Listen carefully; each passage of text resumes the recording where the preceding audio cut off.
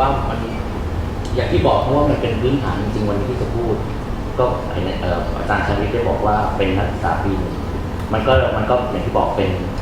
สำหรับคนที่รู้เรื่องอาเซียนแล้วอาจจะรู้สึกว่าเรื่องน่าเบื่อนิดนึงแต่ผมจะพยายามทำให้มันไม่น่าเบื่อแล้วกันนะครับก่อนที่จะพูดเรื่องอาเซียนเนี่ยอยากจะก็มีข้อมูลบางอย่างที่จะบอกนะครับอาเซียนเนี่ยอีกตามที่ท่านคณะบดีจำนายได้บอกไว้ปี 2015เนี่ยก็จะเป็นชุมชนอาเซียนแล้วก็เหลือเวลาไม่มากนะครับก็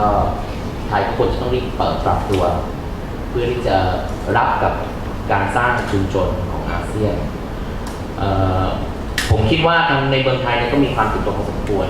อย่างมีการจัดทำเซอร์เวย์นะครับโดยมหาวิทยาลัยที่มีชื่อแห่งหนึ่งนะอาจารย์ที่บอกว่าในสุดแล้วในภาษาไทยเนี่ยจะเป็นภาษากลางของภูมิภาคอาเซียนนะครับอะไรที่อยู่แถวสามย่านนอกก็ผมเขียนใน Facebook ใครตามคงจะรู้ว่าก็มีโอกาสเป็นไปได้สูงนะฮะถ้าเกิดว่ามีสึนามิเนี่ยมันดูดเอาประเทศทั้ง9จมหายไปในทะเลเหลือแต่ประเทศไทยประเทศเดียวเราก็จะสามารถใช้ภาษาไทยเป็นภาษากลางในอาเซียนได้แล้วก็โอกาสเป็นไปได้มากเพราะว่ามันมีเซอร์เวย์อันนึงออกมาอีกเมื่อเร็วๆนี้ว่าความตื่นตัวของคนในประเทศเกี่ยวกับเรื่องอาเซียนเนี่ยด้วยความภาคภูมิใจไทยอยู่อันดับ10อาจารย์คิดว่าอาเซียนมีสมาชิก100ประเทศไม่ใช่นะมีสมาชิกแค่10ประเทศเพราะฉะนั้นเราอยู่อันดับสุดท้ายนะฮะแล้วก็ผู้ภาษาชาวบ้านคือดัดจริตนะฮะว่าจะใช้เป็นภาษากลางของอาเซียนเอาเป็นว่าโอเคนี่เป็นสตาร์เตอร์แล้วกันนะครับเดี๋ยวผมขอย้ายไปทางนู้นอาจารย์นะครับ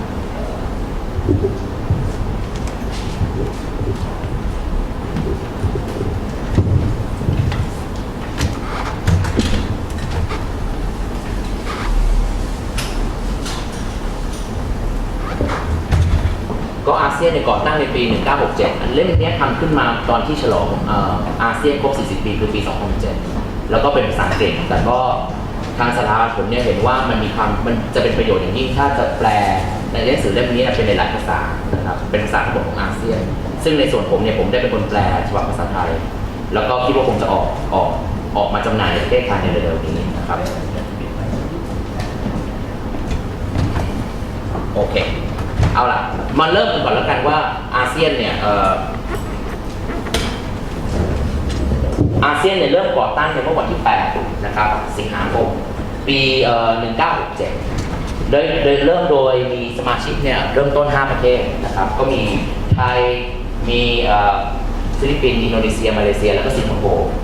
แล้วก็สถานที่จัดเนี่ยเป็นจัดที่กรุงเทพเป็นที่แรกมันเลยทำให้ปฏิญญาที่เป็นปฏิญญาก่อตั้งอาเซียนเนี่ยนอกจากจะเรียกว่าเป็นอาเซียนเดคลาเรชันแล้วเนี่ยยังเรียกว่าเป็น Bangkok Declaration เพราะฉะนั้นผมเห็นว่านักศึกษาปัจจุบันหรือว่าศึกษาเรื่องเกี่ยวกับ Southeast Asia เนี่ยแล้วก็สนใจเรื่องอาเซียนเรายิ่งต้องสนใจเป็นพิเศษว่าไอ้ปฏิญญาตัวนี้มันมีการลงนามกันในเมืองไทยนะครับมันก็ชี้เห็นถึงว่าในช่วงปี 1967 ในช่วงทศวรรษที่ 1960 เนี่ยมันมีความเปลี่ยนแปลงในภูมิภาคนี้อย่างมากแล้วไทยก็เป็นตัวแสดงตัวหนึ่งในภูมิภาคนั้นนะครับขณะนั้นเนี่ยในรัฐมนตรีต่างประเทศของเราคือคุณถนัดคองมังนะครับคุณถนัดเนี่ยก็เป็นรัฐมนตรีต่างประเทศค่อนข้างยาวนานนะครับตั้งแต่ปี1961 ถึงปี 1971อยู่ในช่วงที่มีความเปลี่ยนแปลงเยอะมากนะครับไทยอยู่ในช่วงสงครามเย็นแล้วก็เกิดการแพร่ขยายของลัทธิคอมมิวนิสต์ในอินโดจีนปี 1962 ไทยเสียเขาพระวิหารนะครับให้กับกัมพูชาแล้วก็เรื่องความขัดแย้งในอินโดจีนมันใหญ่ตัวมากขึ้นอาเซียนก็เลยเป็นจุดหนึ่งที่ก่อตั้งขึ้นมาเพื่อที่จะดีลกับปัญหาเหล่านี้แล้วก็คุณถนัดเองเนี่ยก็เป็นคนที่มีบทบาทสำคัญแล้วผมก็จริงๆผมก็กำลังทำรายงานเขียนหนังสือเรื่องเกี่ยวกับบทบาทคุณถนัดในอาเซียนอยู่แล้วก็ได้มีโอกาสไปสัมภาษณ์ครอบครัวของคุณถนัดนะคุณถนัดตอนนี้ปัจจุบันมีชีวิตอยู่อายุ 97 หรือไงนะ98 นะครับก็หวังว่าหนังสือเนี่ยคงจะออกมาฉลองคุณถนัดครบรอบ 100 ปีนะท่านก็ยังแข็งแรงนะฮะก็เอาล่ะนั่นคือ5ประเทศนะครับแต่ว่ามันก็มีพัฒนาการเกิดขึ้นเนี่ยในช่วง ในช่วงตั้งแต่ปี 1967 เนี่ยซึ่งเป็นประเทศก่อตั้ง 5 ประเทศหลังจากนั้นผมจะไม่ลงไปในดีเทลนะฮะหลังจากนั้น1984 ก็จะเป็นประเทศบรูไนที่เข้ามาร่วม แล้วก็ตามกันเข้ามาจนกระทั่งในช่วงก่อนที่จะสิ้นทศวรรษที่ 20 เนี่ยประเทศที่เข้าร่วมหลังๆเนี่ยก็คือปี 1997 ก็จะเป็นลาวเป็นเวียดนามแล้วก็เป็นพม่านะครับในกรณีการเข้าร่วมเป็นสมาชิกอาเซียนของพม่าเนี่ยค่อนข้างจะ controversial เพราะว่าพม่าตอนนั้นก็มีปัญหาอยู่มากก็ยังอยู่ภายใต้การปกครองรัฐบาลทหารครับแต่ก็มันเป็นวิชั่นของผู้นำตอนนั้นว่าก่อนที่จะสิ้นศตวรรษที่ 20 อยากให้อาเซียนทั้งหมด 10 ประเทศเนี่ยมารวมเป็นประเทศเดียวกันกัมพูชาเนี่ยเป็นประเทศสุดท้ายที่เข้ามาเป็นสมาชิกในปี 1999 สาเหตุที่เข้ามาช้าสุดเนี่ยเพราะว่ากัมพูชาในช่วง 1990 เนี่ยยังมีปัญหาอยู่มากนะฮะความขัดแย้งในกัมพูชาการลุกรานของเวียดนามซึ่งมีตั้งแต่ปี1970 ปี 1980 นำสู่การเลือกตั้งจากโดยองค์การสหประชาชาตินะครับในต้นปีทศวรรษที่ 1990 แล้วก็ยังมีความเปลี่ยนแปลงในกัมพูชาอยู่มากทำให้กัมพูชาเนี่ยช้ากว่าประเทศอื่นแต่ในที่สุดแล้วเนี่ยปี 1999 เนี่ยทั้งหมด 10 ประเทศเนี่ยก็ได้รวมเข้ามาเป็นสมาชิกนะครับปัจจุบันนี้จึงมีอยู่ 10 ประเทศนะครับดูคอมเมนต์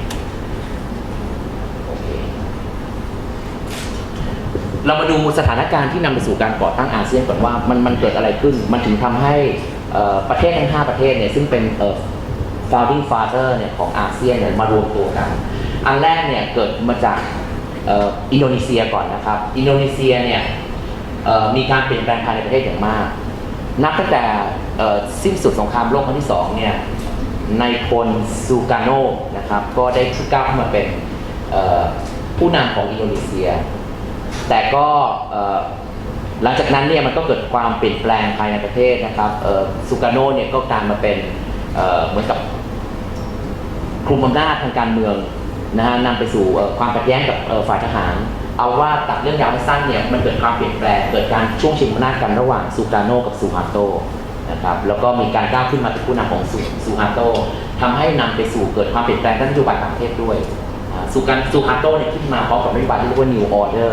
นะครับถ้าใครสนใจก็อาจจะไปศึกษาเพิ่มเติมต่อแต่ว่าอันนั้นก็เป็นปัจจัยสำคัญที่ทำให้อินโดนีเซียเนี่ยเริ่มหันไปมองความร่วมมือกับประเทศเพื่อนบ้านมากขึ้นมันมีนโยบายคอนฟรอนตาซีซึ่งก็เพิ่งจบสิ้นลงนะครับนโยบายคอนฟรอนตาซีเนี่ยชี้เห็นว่าประเทศในภูมิภาคนี้เนี่ยมันก็มีความขัดแย้งกันอยู่นะครับโดยเฉพาะในเรื่องเกี่ยวกับข้อพิพาททางด้านพรมแดนก่อนการจัดตั้งอาเซียนในปี 1967 เนี่ยอินโดนีเซียเนี่ยก็มีความขัดแย้งกับมาเลเซียนะครับในการแย่งพื้นที่ในเขตซาบาสารวัตทั้งหลายตรงนั้นคอนฟรอนตาซีเนี่ยรวมถึงความขัดแย้งด้านการทหารระหว่างมาเลเซียกับฟิลิปปินส์ด้วยนะครับอันนั้นส่วนหนึ่งแต่ว่ามันก็จบลงโดยการที่หลายประเทศนี้เนี่ยหันมาร่วมมือกันนะครับมีการลงนามยุติการต่อสู้ความขัดแย้งกันเพื่อที่จะนำสู่การก่อตั้งอาเซียนในปี 1965 นะครับ2 ปีก่อนจะมีการก่อตั้งอาเซียนเนี่ยมาเลเซียก็คิกเอาท์สิงคโปร์นะฮะเพราะว่าสิงคโปร์เนี่ยมีคนจีนอยู่มากแล้วมันเกิดความขัดแย้งทางการเมืองภายในของมาเลเซียซึ่งยังเน้นนโยบายที่ให้ความสำคัญกับกลุ่มชาติพันธุ์มาเลเท่านั้นทำให้คนจีนส่วนใหญ่รู้สึกไม่พอใจนะครับแล้วก็ผู้นำมาเลเซียสมัยนั้นเนี่ยก็คิดว่าการกำจัดสิงคโปร์ไปเนี่ยอาจจะเป็นผลดีต่อในระยะยาวของมาเลเซียเองนะครับซึ่งตอนที่สิงคโปร์แยกตัวไปเนี่ยก็ประสบปัญหาอยู่มากนะครับเป็นประเทศที่ขาดทรัพยากรแล้วก็ยังมีความยากจนอยู่แต่ด้วยภายใต้การนำของผู้นำชื่อลีกุนยูเนี่ยก็สามารถพัฒนาประเทศไปได้อย่างรวดเร็วนะครับอันนี้เนี่ยถ้าใครอยากถามกับผมเรื่องเกี่ยวกับความสำเร็จของสิงคโปร์เนี่ยเดี๋ยวเราคุยกันได้ช่วงQ&A อีกอันนึงก็คือ อย่างที่ผมบอกนะมันลิงก์ไปสู่ประเด็นความขัดแย้งของคอนฟรอนตาซีนะครับฟิลิปปินส์ก็เคลมซาบาซึ่งมีความขัดแย้งกับมาเลเซียนะครับเวียดนามคอนฟลิกต์ด้วยนะฮะความขัดแย้งที่มันเกิดจากความแตกต่างทางด้านอุดมการณ์นะครับสมัยนั้นเราอยู่ในช่วงเรียกว่าเป็นพีคของสงครามเย็นในช่วงทศวรรษ 1960 1970เวียดนามเนี่ยก็ตกเป็นอยู่ในอิทธิพลของลัทธิคอมมิวนิสต์ แล้วก็แผ่ขยายลัทธิคอมมิวนิสต์ก็แผ่ขยายเข้ามาในกัมพูชาเข้ามาในลาวนะฮะไทยเองเนี่ยก็อีกอย่างก็เคลมว่าตัวเองเป็นประชาธิปไตยนะฮะแต่ช่วงนั้นเนี่ยถ้าใครศึกษาก็รู้ว่ามันก็อยู่ภายใต้การปกครองรัฐบาลทหารมาไม่รู้กี่ชุดนะครับไอ้ความตอแหลทั้งหลายมันในอดีตมันก็ยังเป็นความตอแหลในปัจจุบันซึ่งตอแหลจะไม่จบสิ้นนะฮะแล้วก็เราเองเนี่ยก็ได้รับความร่วมมือจากสหรัฐในการที่จะใช้ไทยเนี่ยเป็นเหมือนกับประเทศหน้าด่านในการคอนเทนหรือว่าในการสกัดกั้นลัทธิคอมมิวนิสต์เพราะฉะนั้นอันนี้มันก็เป็นจุดสำคัญจุดหนึ่งที่ทำให้ประเทศไทยเนี่ยต้องหาความร่วมมือจากประเทศในภูมิภาคนะครับในการช่วยกันสกัดกั้นลัทธิคอมมิวนิสต์อันนี้ก็เป็นสาเหตุหนึ่งที่มาของการจัดตั้งองค์กรอาเซียนนะครับเป็นเรื่องเกี่ยวกับโควออย่างที่บอกแล้วก็มี three power confrontation ไอ้เรื่อง three power confrontation ขอพูดนิดนึงแล้วกันว่าthree power มันได้แก่สหรัฐจีนรัสเซียนะครับไทยเราเนี่ยเป็นพันธมิตรกับสหรัฐมานานแล้วก็จริงๆแล้วในประเทศไทยเนี่ยเป็นประเทศพันธมิตรของสหรัฐประเทศแรกในภูมิภาคนี้ยาวนานที่สุดนะครับเกือบจะ200 ปีแล้วก็เป็นพันธมิตรสำคัญแล้วก็มีความร่วมมือด้านการทหารอย่างมากมีการฝึกซ้อมรบกันในด้านทหารนะครับแล้วเราก็ได้รับสถานะของการเป็นประเทศที่เรียกว่า major non NATO ally นะครับคือสหรัฐก็มี NATO ในยุโรปแต่ว่าไทยก็ถือว่าเป็นประเทศพันธมิตรสำคัญก็ให้ตำแหน่งนี้มันก็ที่ได้สถานะนี้เนี่ยมันก็มีความสำคัญในแง่ของสหรัฐเนี่ยจะการันตีความปลอดภัยของไทยถ้าเกิดว่าไทยเนี่ยเกิดลุกรานจากประเทศใดเนี่ยมันเป็น obligation ของรัฐบาลสหรัฐที่จะเข้ามาช่วยเพราะฉะนั้นมันก็มีความสำคัญแต่ว่าในช่วงนั้นเนี่ยเราก็อยู่กับข้างเดียวกับสหรัฐนะครับในการต่อต้านลัทธิคอมมิวนิสต์ทั้งจีนแล้วก็ทั้งรัสเซียตอนนั้นก็เป็นคอมมิวนิสต์ทั้งหมดแต่มันเกิดความเปลี่ยนแปลงความแตกแยกแตกหักกันทางด้านอุดมการณ์ระหว่างจีนกับรัสเซียนะครับทำให้รัสเซียเนี่ยหันไปสนับสนุนเวียดนามขณะเดียวกันเนี่ยจีนเนี่ยก็หันมาให้การสนับสนุนกลุ่มเขมรแดงนะครับไทยเองเนี่ยก็ปรับตัวอย่างรวดเร็วเพราะรู้ว่าอิทธิพลของสหรัฐเนี่ยเริ่มลดน้อยลงเพราะว่าสหรัฐเนี่ยในที่สุดแล้วก็แพ้สงครามในเวียดนามที่ยังจำได้นะครับจริงๆแล้วเนี่ยเราไม่ไว้ใจจีนเพราะจีนก็เป็นคอมมิวนิสต์เหมือนกันแต่ด้วยเพราะความเปลี่ยนแปลงในภูมิภาคเนี่ยทำให้เราเปลี่ยนนโยบายอย่างรวดเร็วและผมจำได้เลยว่าในปี 1975 เนี่ยรัฐบาลของหม่อมราชวงศ์คึกฤทธิ์ปราโมชเนี่ยได้เดินทางไปที่ปักกิ่งนะครับแล้วก็ในสุดแล้วก็ได้ไปสถาปนาความสัมพันธ์ทางด้านการทูตกับจีนทันใดนั้นเนี่ยโอเวอร์ไนท์เนี่ยข้ามคืนเลยเรากลายเป็นพันธมิตรกับจีนแล้วจีนก็ช่วยเราในการบล็อกคอมมิวนิสต์ที่มาจากเวียดนามนะครับโดยการให้ความช่วยเหลือกลุ่มเขมรแดงครับมันถึงมีความเกี่ยวโยงกันทั้งหมดเนี่ยในเรื่องเกี่ยวกับปัญหาความขัดแย้งในกัมพูชาปัญหาเรื่องเกี่ยวกับมหาอำนาจจากนอกภูมิภาคและปัญหานั้นเนี่ยมันก็ลามปามมาจนถึงยุคปัจจุบันถ้าใครยังสนใจเรื่องเกี่ยวกับความขัดแย้งไทยกัมพูชาในปัจจุบันเนี่ยก็จะเข้าใจได้ว่ามันมีบาดแผลลึกเนี่ยตั้งแต่ไม่ว่าในประวัติศาสตร์ก็ตามหรือว่าในช่วงสงครามเย็นที่เราเนี่ยเข้าไปเกี่ยวข้องกับความขัดแย้งของกัมพูชามาตลอดแล้วก็ให้การสนับสนุนกับกลุ่มเขมรแดงแล้วก็ผมคิดว่าในเรื่องเกี่ยวกับ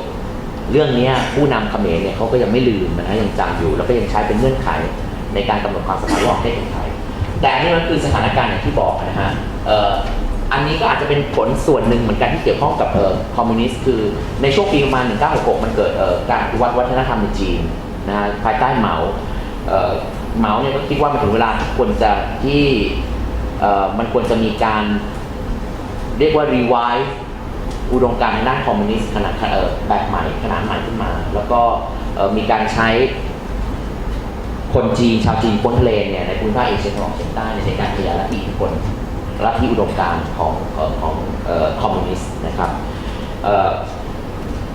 เอาล่ะเพราะฉะนั้นเนี่ยไอ้สถานการณ์ที่บอกมาทั้งหมดเนี่ยมันสรุปง่ายๆคำเดียวคือมันก่อให้เกิดความไม่มีเสถียรภาพในภูมิภาคนะมันเกิดมาจากความการขยายตัวของคอมมิวนิสต์ความขัดแย้งของประเทศสมาชิกของประเทศในภูมิภาคนี้รวมถึงการเข้าแทรกแซงของมหาอำนาจนะครับไอ้ความที่มันเกิดสภาพที่เรียกว่าไม่แน่นอนเนี่ยไม่มีเสถียรภาพเนี่ยทำให้ประเทศเนี่ยหลังนี้หันมาร่วมมือกันนั่นคือนำสู่การก่อตั้งในปี 1967 นะครับอันนี้เนี่ยเป็นข้อมูลพื้นฐานทั่วไปซึ่งผมจะไปอย่างเร็วๆแล้วกันเพราะว่ามันก็คงหาได้ทั่วไปนะครับประชากรทั้งหมดเนี่ยของอาเซียน10 ประเทศรวมกันตอนนี้เนี่ยมันมีมากถึง580 ล้านคน นะครับแล้วก็ GDP ทั้งหมดเนี่ยอยู่ที่ประมาณ1 ล้านนะฮะเหรียญสหรัฐนะครับการค้าที่เรามีต่อกันเนี่ยการค้าทั้งหมดเนี่ยของอาเซียนเนี่ยมันอยู่ที่ 1.7 ล้านแต่การค้าระหว่างประเทศสมาชิกเองเนี่ยก็มีอยู่ไม่น้อยนะครับอันนี้เป็นตัวเลข2 ปี 2008 ผมคิดว่าณปัจจุบันนี้ 2012 ตัวเลขคงจะเพิ่มมากขึ้นแต่ในตัวเลขนั้นคือ 458 แล้วก็การลงทุนนะครับการลงทุนจากภายนอกเนี่ยก็มีการลงทุนจำนวนมาก 53.17 พันล้านเหรียญสหรัฐเซาท์อีสต์เอเชียเนี่ยเอเชียตะวันออกเฉียงใต้การมาเป็นฮับสำคัญในการเป็นฐานการผลิตเพื่อส่งออกนะครับเป็นฐานการลงทุนเป็นช่วงพีคมากก็ช่วง 1960-1970และธุรกิจของญี่ปุ่นเนี่ยก็มาลงทุนในภูมิภาคนี้อยู่มากแล้วนี่ก็พื้นที่ทั้งหมดนะครับภาษาการใช้งานของอาเซียนย้ำทีไม่ใช่ภาษาไทยนะฮะเป็นภาษาอังกฤษ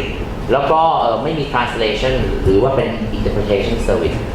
ในการประชุมอาเซียนทุกๆครั้งเนี่ยซึ่งผมเชื่อว่าไม่มีใครทราบว่าใน1 ปีเนี่ยมันมีการประชุมอาเซียนปลีกย่อยใหญ่ทั้งหมดเนี่ยเกือบ 1,000 การประชุมนะฮะเจ้าที่ของกระทรวงต่างประเทศในกรมอาเซียนวันๆก็ไม่ต้องทำอะไรก็เตรียมการประชุมอันนี้จบก็เตรียมการประชุมอันใหม่ไม่ต้องทำอย่างอื่นเพราะการประชุมมันเยอะมากเพราะไอ้การประชุมมันเยอะมากเนี่ยแล้วก็เพื่อจะการเป็นการหลีกเลี่ยงความขัดแย้งกันในเรื่องว่าให้ความสำคัญกับประเทศไหนมากกว่าหรืออะไรยังไงในเรื่องการใช้ภาษาเนี่ยอาเซียนเลยตัดสินใจใช้ภาษาอังกฤษเป็นภาษากลางนะครับแล้วก็อันนี้ก็เป็นอีกหัวใจสำคัญหนึ่งของการระบบการตัดสินใจของอาเซียนนะครับที่ต้องขึ้นอยู่กับหลักเอกฉันท์หรือฉันทามตินะครับในทุกการตัดสินใจหลักของอาเซียนจะไม่มีการใช้โหวตนะครับไม่เหมือนกับองค์กรอื่นๆนะฮะที่ใช้หลักประชาธิปไตยสมมติมี10 เสียงถ้าได้6 เสียงก็ถือว่ามตินั้นเนี่ยapprove หรือ adopt แต่ว่าในของอาเซียนแล้วเนี่ยทุกประเทศเนี่ยต้องเห็นพ้องต้องกันเพราะฉะนั้นเนี่ยมันก็มีข้อดีและมันก็มีข้อเสียนะครับในแง่ของข้อดีเนี่ยมันก็ทำให้ลดความขัดแย้งที่จะเกิดขึ้นได้นะครับในหมู่สมาชิกคือหมายความว่าทุกเรื่องเนี่ยในทุกประเด็นเนี่ยสมาชิกทั้งหมดเนี่ยต้องมีความเห็นพ้องต้องกันข้อเสียคือมันก็ทำให้การดำเนินงานหรือว่ากระบวนการมันช้าคือมันต้องทำให้ทุกคนเห็นพ้องต้องกันเรื่องใดก็ตามที่คนไม่เห็นพ้องต้องกันเนี่ยมันก็ตกไปเพราะมันก็ไม่ได้รับให้มีการลงมตินะครับยกตัวอย่างเช่นเอาใกล้ตัวว่าอีกไม่นานในประเทศอิสติมอร์เนี่ยจะเข้ามาเป็นสมาชิกของอาเซียนอิสติมอร์เนี่ยเคยเป็นก็เป็นส่วนของประเทศอินโดนีเซียแล้วก็มีการต่อสู้เพื่อเอกราชเป็นยาวนานพอสมควรแล้วก็มีการใช้ความรุนแรงกันนะฮะรัฐบาลอินโดนีเซียก็ถูกกล่าวหาว่าใช้ความรุนแรงในการปราบปรามกลุ่มที่ต้องการแบ่งแยกตัวเองออกไปเป็นอิสติมอร์แต่ในที่สุดแล้วในอิสติมอร์ก็ได้รับอิสรภาพนะครับแล้วก็โดยตามหลักทางด้านกายภาพแล้วในอิสติมอร์เนี่ยถือว่าเป็นส่วนหนึ่งของเอเชียตะวันออกเฉียงใต้เพราะฉะนั้นในอนาคตแล้วเนี่ยยังไงก็ตามอิสติมอร์เนี่ยก็จะต้องเข้ามาเป็นสมาชิกของอาเซียนสมาชิกที่11ก็คาดว่าอาจจะเป็นไปได้ภายใน 2-3-4 ปีนี้แต่คราวนี้เนี่ยมันยังมีมติที่มันยังไม่เห็นพ้องต้องกันนะครับว่าแล้วเมื่อไหร่ที่ควรจะเอาอิสติมอร์เข้ามาอย่างปีที่แล้วเนี่ยซึ่งเป็นปีที่อินโดนีเซียเนี่ยเป็นประธานของอาเซียนก็พยายามที่จะเอาอิสติมอร์เข้ามาเป็นสมาชิกแต่ก็ได้รับการคัดค้านจาก 2-3 ประเทศนะครับในสุดแล้วเรื่องนี้ก็ตกไปนะคงอาจต้องกลับมาพูดใหม่ปีนี้แล้วก็ต้องดูต่อไปว่าประเทศที่ไม่เห็นด้วยเนี่ยจะเปลี่ยนใจหรือเปล่านะครับอาเซียนเนี่ยไม่ใช่เป็นกลุ่มพันธมิตรทางด้านการทหารนะครับแต่ว่าประเทศสมาชิกแต่ละประเทศเนี่ยสามารถที่จะไปร่วมลงนามระหว่างกันเองหรือกับประเทศนอกภูมิภาคได้โดยเฉพาะลงนามในส่วนเกี่ยวกับการเป็นพันธมิตรทางทหารรวมถึงสามารถที่จะเข้าร่วมในกิจกรรมยกตัวอย่างเช่นกองกำลังรักษาสันติภาพของสหประชาชาติที่ต้องพูดไว้ให้เคลียร์ตอนนี้เนี่ยเพราะว่าอาเซียนเนี่ยไม่ต้องการให้ประเทศอื่นๆภูมิภาคอื่นมองเห็นว่าอาเซียนเนี่ยเป็นภัยทางทหารนะฮะไม่อยากให้เห็นว่ามันเป็นการรวมตัวกันของ10 ประเทศนะครับเพื่อที่จะสร้างกองทัพร่วมกันนะฮะเป็นการลดภาพลักษณ์ของความเป็นภัยนะครับก็อาเซียนเลยมีจุดยืนตรงนี้ค่อนข้างที่จะเด่นชัดแต่ก็อย่างที่บอกคือก็ยังเปิดโอกาสให้ประเทศสมาชิกเนี่ย ไปลงนามการเป็นพันธมิตรทางทหารในร่วมกับประเทศอื่นๆได้ยกอย่างเช่นในกรณีของไทยที่มีการลงนามร่วมกับสหรัฐนะฮะสิงคโปร์กับสหรัฐแล้วก็ฟิลิปปินส์ซึ่งก็เป็นสมาชิกก็เป็นพันธมิตรสำคัญของสหรัฐด้วยแล้วก็ในปี 2006 เนี่ยอาเซียนในฐานะที่เป็นองค์กรระหว่างประเทศเนี่ยได้การเป็นผู้สังเกตการถาวรขององค์การสหประชาชาตินะครับประเทศทั้งหมดเนี่ย10 สมาชิก 10 ประเทศของอาเซียนเนี่ยถือว่าเป็นสมาชิกของ UN อยู่แล้วแต่ว่าในแง่ของการเป็นองค์กรระหว่างประเทศเนี่ยแล้วความต้องการที่จะมีบทบาทเพิ่มมากขึ้นในเวทีระหว่างประเทศในปี 2006 อาเซียนตัดสินใจที่จะสมัครในฐานะที่เป็นองค์กรระหว่างประเทศเป็นผู้สังเกตการณ์ของอาเซียนหมายความว่าเขาสามารถเข้าไปร่วมกิจกรรมต่างๆในองค์การสหประชาชาติได้ครับอันนี้ก็ทราบไว้เป็นความรู้เล็กน้อยนะฮะนี่เป็นธงของอาเซียนนะครับเป็นแฟลกแล้วก็โลโก้นะครับซึ่งมีความหมายเนี่ยพิเศษมากเลย stable นะครับความมีเสถียรภาพนะครับ peaceful สันติภาพ dynamic ความมีพลวัตนะครับอย่าไปสับสนกับเรื่องสีนะฮะสีอันนี้ไม่เกี่ยวกับสีที่เกิดขึ้นในเมืองไทยถ้าจะเกิดขึ้นก็ดีเหมือนกันเพราะว่าเอาทุกสีมารวมกันนะครับหรือภาษาไทยเรียกว่าสลิมนะฮะแต่anywayนี่ไม่ใช่สลิมแบบอาเซียนนะฮะสีน้ำเงินเนี่ยก็หมายถึงสันติภาพหมายถึงความมีเสถียรภาพนะครับสีแดงความกล้าหาญนะครับพลวัตสีขาวหมายถึงความบริสุทธิ์แล้วก็สีเหลืองเนี่ยหมายถึงprosperity นะครับความเจริญก้าวหน้าโลโก้ทั้งหมดที่เห็นเป็นเส้นๆเนี่ยนะครับมันคือเหมือนกับฟางข้าวใช่ไหมฮะเอามามัดรวมกัน10 ประเทศแล้วก็ที่เป็นวงกลมเนี่ยก็แสดงถึงความเป็นunity ความเป็นอันหนึ่งอันเดียวกันอันนี้ก็เป็นใช้หลักที่เราคิดกันในอาเซียนนะคือถ้าเป็นฟางข้าวอันเดียวดึงก็ขาดแต่ถ้าเกิดมารวมตัวกัน10 ประเทศเนี่ยมันทำให้ดึงขาดลำบากก็ไม่รู้ว่าจริงหรือเปล่าเพราะไทยกับเขมรก็ดึงขาดกันไปแล้วนะฮะแล้วดูกันต่อไปอันนี้จุดมุ่งหมายแล้วก็วัตถุประสงค์ของอาเซียนนะครับอันนี้ก็อย่าไปใส่ใจมากเพราะว่าไม่มีองค์กรไหนหรอกที่คงเขียนว่ามาร่วมมือกันแล้วก็ทะเลาะกันนะฮะอันนี้ก็เป็นเรื่องปกติเพราะฉะนั้นก็ดูแบบผ่านๆไปแล้วกันว่าจุดมุ่งหมายเนี่ยก็ค่อนข้างพิเศษนะฮะค่อนข้างที่จะผู้นำสมัยนั้นก็มี imagination ค่อนข้างสูงยกตัวอย่างเช่นจุดมุ่งหมายคือเพื่อส่งเสริมการเจริญเติบโตด้านเศรษฐกิจนะครับความก้าวหน้าด้านสังคมแล้วก็การพัฒนาด้านวัฒนธรรมจะบอกไว้ก่อนว่าอันนี้ไม่ใช่เป็นสิ่งที่ผมคิดเองนะฮะอันนี้เนี่ยมีการบัญญัติไว้จริงๆในสำนักเลขาธิการอาเซียนนะครับอันที่สองเนี่ยคือนำไปสู่การสร้างสันติภาพและเสถียรภาพของภูมิภาคนะครับอันที่3เรื่องเกี่ยวกับความร่วมมือนะในหลายด้านทั้งด้านเศรษฐกิจสังคมวัฒนธรรมด้านเทคนิคนะครับด้านวิทยาศาสตร์แล้วก็การบริหารจัดการทั่วไปนะครับเพื่อที่จะนำไปสู่การปรับปรุงมาตรฐานความเป็นอยู่ที่ดีขึ้นนะครับโดยผ่านความร่วมมือซึ่งกันและกันนะครับความช่วยเหลือต่อกันในด้านเกี่ยวกับการฝึกแล้วก็การฝึกอบรมแล้วก็การทำงานวิจัยและก็การส่งเสริมการศึกษาเกี่ยวกับเรื่อง Southeast Asian Study อันนี้เนี่ยก็ค่อนข้างสำคัญแล้วก็มีพัฒนาการค่อนข้างเด่นชัดในประเทศอาเซียน10 ประเทศเนี่ยก็มีศูนย์ที่เรียกว่าศูนย์เอเชียตะวันออกเฉียงใต้ศึกษาที่มีการตั้งขึ้นมาเป็นเครือข่ายหรือเน็ตเวิร์กนะครับอย่างสถาบันผมเนี่ยคือสถาบันเอเชียตะวันออกเฉียงใต้ศึกษาก็ถือว่าเป็นตัวแทนจากประเทศสิงคโปร์นะครับแล้วก็มันก็ยังมีสถาบันอย่างใกล้เคียงกัน ISIS เนี่ยของมาเลเซียนะครับแล้วก็มีของไทยด้วยแล้วก็มีการจัดทำกิจกรรมร่วมกันอยู่เนืองๆรวมถึงความร่วมมือระหว่างของอาเซียนกับองค์กรระหว่างประเทศอื่นๆนะครับไม่ว่าจะอยู่ในองค์กรภูมิภาคหรือว่าองค์กรระหว่างประเทศก็ตามองค์กรระหว่างประเทศก็อย่างที่บอกว่าก็อย่างเช่นความร่วมมือของอาเซียนกับองค์การสหประชาชาติครับอันนี้เป็นวิวัฒนาการของอาเซียนนะครับเดี๋ยวผมจะไล่ไปเอาเป็นปีสำคัญแล้วกันจะได้รู้ว่าอาเซียนเนี่ยมันเติบโตเร็วช้าอย่างไรนะครับวันที่8 สิงหาคม 1967นะอันนี้เป็นวันก่อตั้งอาเซียนจริงๆแล้วเนี่ยไอ้วันก่อตั้งอาเซียนเนี่ยผมเชื่อได้เลยว่านักศึกษาไทยไม่มีใครรู้หรอกนะฮะถ้ามีถามว่าวันชาติอาเซียนคือวันไหนเนี่ย ไม่มีใครรู้แน่ๆนะครับแต่ไอ้เรื่องพวกเนี้ยประเทศเล็กๆอย่างสิงคโปร์ให้ความสำคัญแล้วก็อย่างทุกวันที่8สิงหาคมเนี่ยอย่างน้อยๆในกระทรวงการต่างประเทศสิงคโปร์เนี่ยต้องมีงานจัดงานวันชาติสิงคโปร์แล้วก็มีการเชิญทูตานุทูตไปรวมถึงนักศึกษาเนี่ยไปร่วมงานด้วยก็ถือว่าเป็นการช่วยกันสร้างความตื่นตัวเกี่ยวกับอาเซียนนะครับหลังจากนั้นเนี่ยในปีในเดือนกุมภาพันธ์ข้ามไปเลย10 ปีเพราะว่า10 ปีแรกมันเป็นช่วงของการก่อตั้งนะครับเรียกว่าช่วง get to know รู้สร้างความเป็นมิตรต่อกันและกัน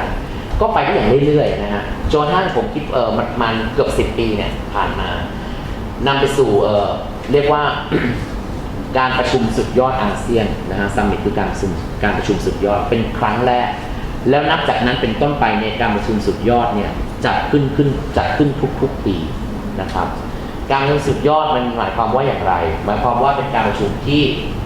ระดับผู้นำเนี่ยจะมาเจอกันปีละครั้งนะครับต้องเข้าใจว่าการประชุมอาเซียนอย่างที่บอกมี1,000 กว่าครั้งแต่ที่หลักๆเนี่ยมันจะมีการประชุม3 อันนะครับการประชุมอันแรกเนี่ยเขาเรียกว่า Senior Official Meeting นะครับหรือภาษาอังกฤษเรียกว่า SOM Senior Official Meeting เป็นการประชุมในระดับของปลัดกระทรวงนะครับซึ่งส่วนใหญ่ก็จะเป็นงานของกระทรวงการต่างประเทศที่จะมาเอาปลัดเนี่ยมาเจอคุยกันก่อนแล้วก็มาจัดทำญัตติร่วมกันว่าการประชุมสุดยอดปีนี้เนี่ยควรจะมีการหยิบหัวข้ออะไรขึ้นมาพูดนะครับก็คือเหมือนกับว่าเป็นกลุ่มทำงานก่อนของในระดับปลัดกระทรวงหลังจากนั้นเนี่ยก็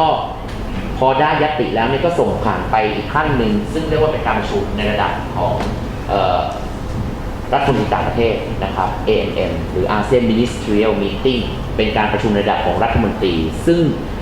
ถ้าพูดถึงว่าเป็น AMM เนี่ยก็จะเข้าใจว่าเป็นการประชุมในระดับของกระทรวงการต่างประเทศก็จะเอาญัตติที่ระดับปลัดกระทรวงได้ทำเอาไว้เนี่ยมาพิจารณาอีกครั้งหนึ่งเพื่อจะ finalize ส่งไปสู่การประชุมระดับสุดยอดที่จะมีผู้นำของต่างประเทศเนี่ยมาเพื่อจะลงนามกันเท่านั้นในยุคแรกเนี่ยการประชุมแบบ AMM เนี่ยรัฐมนตรีต่างประเทศเนี่ยมันมีแค่ของกระทรวงการต่างประเทศเท่านั้นแต่ว่าหลังจากนั้นเนี่ยมันมีพัฒนาการมากขึ้นอาเซียนเนี่ยมีการขยายความร่วมมือออกไปมากการประชุมรัฐมนตรีเนี่ยมันเลยไม่ได้จำกัดตัวเองอยู่ที่กระทรวงการต่างประเทศอีกต่อไปแล้วนะครับมันก็ยังมีการประชุมรัฐมนตรีต่างประเทศคลังยกตัวอย่างนะครับการประชุมรัฐมนตรีท่องเที่ยวนะครับก็อยู่ในระดับ AMM เหมือนกันแล้วก็อันล่าสุดในที่เพิ่งจะเกิดใหม่เลยเนี่ยซึ่งทุกคนกำลังให้ความสนใจอย่างมากเนี่ยเขาเรียกเป็นการประชุมที่เรียกว่า ADMM คือเป็นอาเซียน Defense Ministerial Meeting ก็จะเป็นครั้งแรกที่จะมีการเจอกันของรัฐมนตรีกลาโหมในประเทศอาเซียนนะครับแล้วก็ยุคนี้เนี่ยซึ่งเดี๋ยวผมจะพูดต่อไปมันก็ไม่ใช่แค่อาเซียนอีกต่อไปนะครับมันเป็นอาเซียน plus นะฮะคืออาเซียนไม่เจอแค่10 ประเทศอีกแล้วมันมีอาเซียน plus 3นะฮะบวก3 plus 6นะฮะบวก6แล้วก็มี plus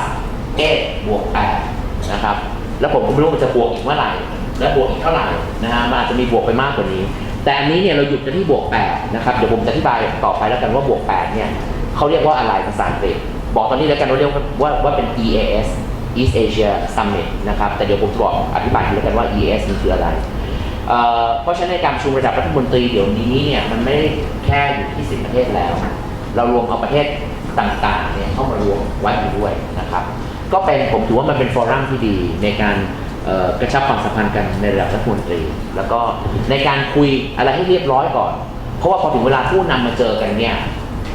ไม่คุยอะไรมากแล้วมาลงนามอันนี้ก็เป็นมายสโตนที่2เราจบที่ปี1976สไลด์ที่แล้วว่ามันเกิดการประชุมสุดยอดครั้งแรกนะครับหลังจาก1976เนี่ยผมขอสกิปไปอีกนะครับเป็น1991นะครับ1991มันเป็นปีสำคัญถ้าใครเรียนเรื่องเกี่ยวกับรัฐศาสตร์การทูตเนี่ยก็น่าจะรู้ว่าสงครามเย็นเนี่ยมันจบประมาณช่วงทศวรรษที่80เลท80 88 89 90นะฮะมีการล่มสลายของกำแพงเบอร์ลินเพราะฉะนั้นเนี่ยมันเป็นทศวรรษใหม่ที่สงครามเย็นมันจบไปแล้วอุดมความแตกต่างทางอุดมการณ์มันก็ไม่มีแล้วมันส่งผลกระทบต่อความขัดแย้งเกิดขึ้นในกัมพูชาซึ่งอย่างที่ผมบอกว่าความขัดแย้งในกัมพูชาเนี่ยมันเป็นเรื่องเกี่ยวกับอุดมการณ์ความแตกต่างกันคอมมิวนิสต์ทำนองนี้ในเมื่อสงครามเย็นจบเนี่ยมันก็นำไปสู่การสิ้นสุดของความขัดแย้งของกัมพูชาในปี1991เขมรเนี่ยแตกออกมาไม่รู้เป็นกี่ฝ่ายนะฮะก็ ในสุดแล้วก็สามารถมานั่งคุยกันได้แล้วก็มีการลงนามกันที่เรียกว่าเป็น Paris Peace Accord นะครับจบสิ้นการต่อสู้ในสงครามกัมพูชามาถึง13 ปีแล้วก็อาเซียนก็ได้แสดงบทบาทสำคัญอย่างมากในการเหมือนกับเป็นผู้ประสานงานที่ทำให้เกิดการลงนามในสนธิสัญญาปารีสได้นะครับแล้วก็จริงๆปีนี้เนี่ยก็ถือว่าเป็นปีที่ฉลอง 20 ปีครบรอบสนธิสัญญาปารีสนะฮะก็มีความสำคัญอย่างมากแล้วก็ปีนั้นคือปี 1991 ปี 1992 เนี่ยผมเห็นว่าก็มีความสำคัญไม่แพ้กันนะครับคือมีการจัดตั้งเขตการค้าเสรีอาเซียนนะครับที่เห็นว่าสำคัญเพราะว่ามันเป็นข้อเสนอที่มาจากประเทศไทยนะฮะเพราะฉะนั้นอย่างที่บอกว่าไทยเนี่ยมีบทบาทในอาเซียนอยู่มากทั้งที่นักเรียนหลายคนนักศึกษาหลายคนอาจจะไม่รู้ว่าเรามีบทบาทมากถึงขนาดนั้นไม่ว่าจะเป็นที่สามที่ลงนามในปฏิญญาอาเซียนแล้วก็รวมถึงบทบาทของขนาดกองมาในการก่อตั้งอาเซียนตั้งแต่แรกปี 1992 เนี่ยรัฐบาลของคุณอนันต์ปัญญารชุนนะครับเป็นผู้คิดขึ้นมาว่ามันควรจะมีการรวมตัวกันทางด้านเศรษฐกิจนำไปสู่การจัดตั้งเขตการค้าเสรีนะฮะไอ้ที่มันพูดถึงเรื่อง FTA ปัจจุบันเนี่ย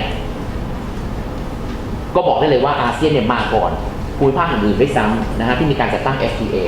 เพราะฉะนั้นในภูมิภาคนี้ FTA เนี่ยที่เราเห็นว่าเป็นเรื่องใหม่มันก็ไม่ใช่เรื่องใหม่มันเป็นเรื่องที่เกิดขึ้นมาแล้วตั้งแต่ปี 1992 นะครับ 1994 ก็เกี่ยวข้องกับเมืองไทยอีกเพราะว่าอาเซียน Regional Forum เนี่ยการประชุมครั้งแรกจัดขึ้นที่ประเทศไทยนะครับประเทศไทยมีบทบาทอย่างมากในการเป็นโฮสต์ของ ARS คืออะไรนะครับ1992 เนี่ยเรามีแล้วความร่วมมือในด้านเศรษฐกิจนะครับการจัดตั้งเขตการค้าเสรี 1994 เนี่ยผู้นำหันมามองแล้วว่าแล้วเรื่องความมั่นคงเรายังไม่ได้พูดถึงเลยทำไมไม่มีความร่วมมือในด้านความมั่นคงนะครับอาเซียน Regional Forum เนี่ยจึงเป็นความร่วมมือที่มองในแง่ของกรอบความมั่นคงเป็นหลักนะครับกรอบความมั่นคงถ้าจะดูในภูมิภาคเนี่ยมันก็มีหลายๆเรื่องที่จะพูดได้ยกตัวอย่างเช่นความขัดแย้งระหว่าง2ประเทศนะฮะการอ้างกรรมสิทธิ์เหนือดินแดนนะฮะต่อกันนะครับไปจนถึงปัจจุบันนี้เนี่ยมันก็มีประเด็นที่เกี่ยวข้องความมั่นคงมากมายนะครับแบบเก่าเนี่ยคือเป็นการต่อสู้กันเป็นการ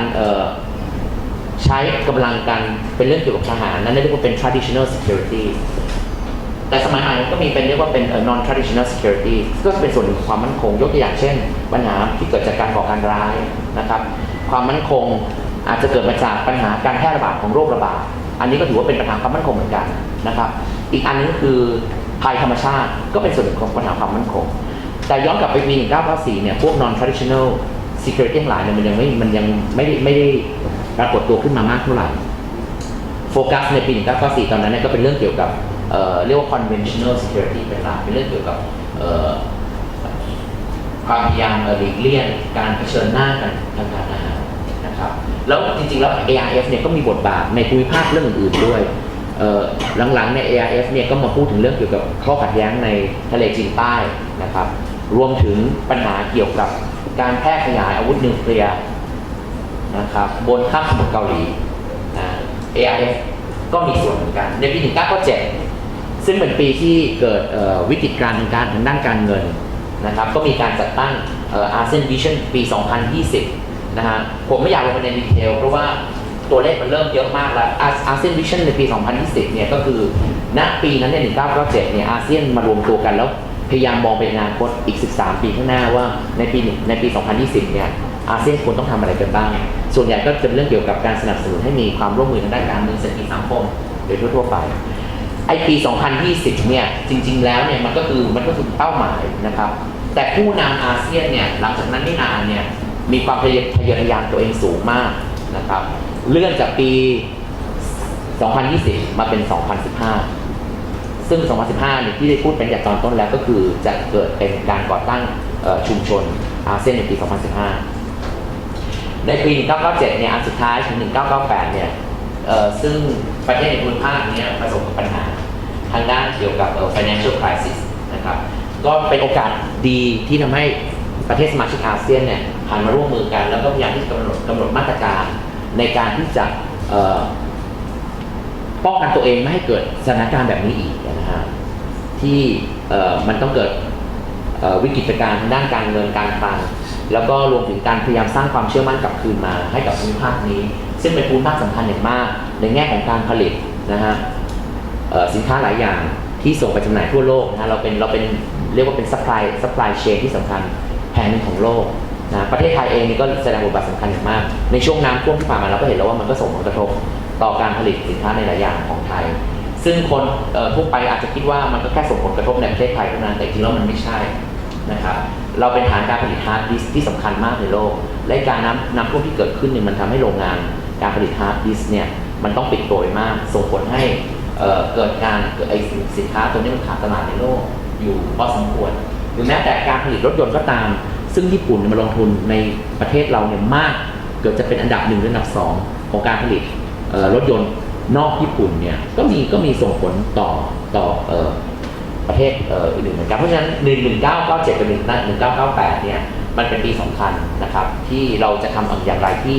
จะให้หลุดพ้นออกมาจากวิกฤตทางด้านการเงินรวมถึงสร้างความเชื่อมั่นและมาร่วมมือกัน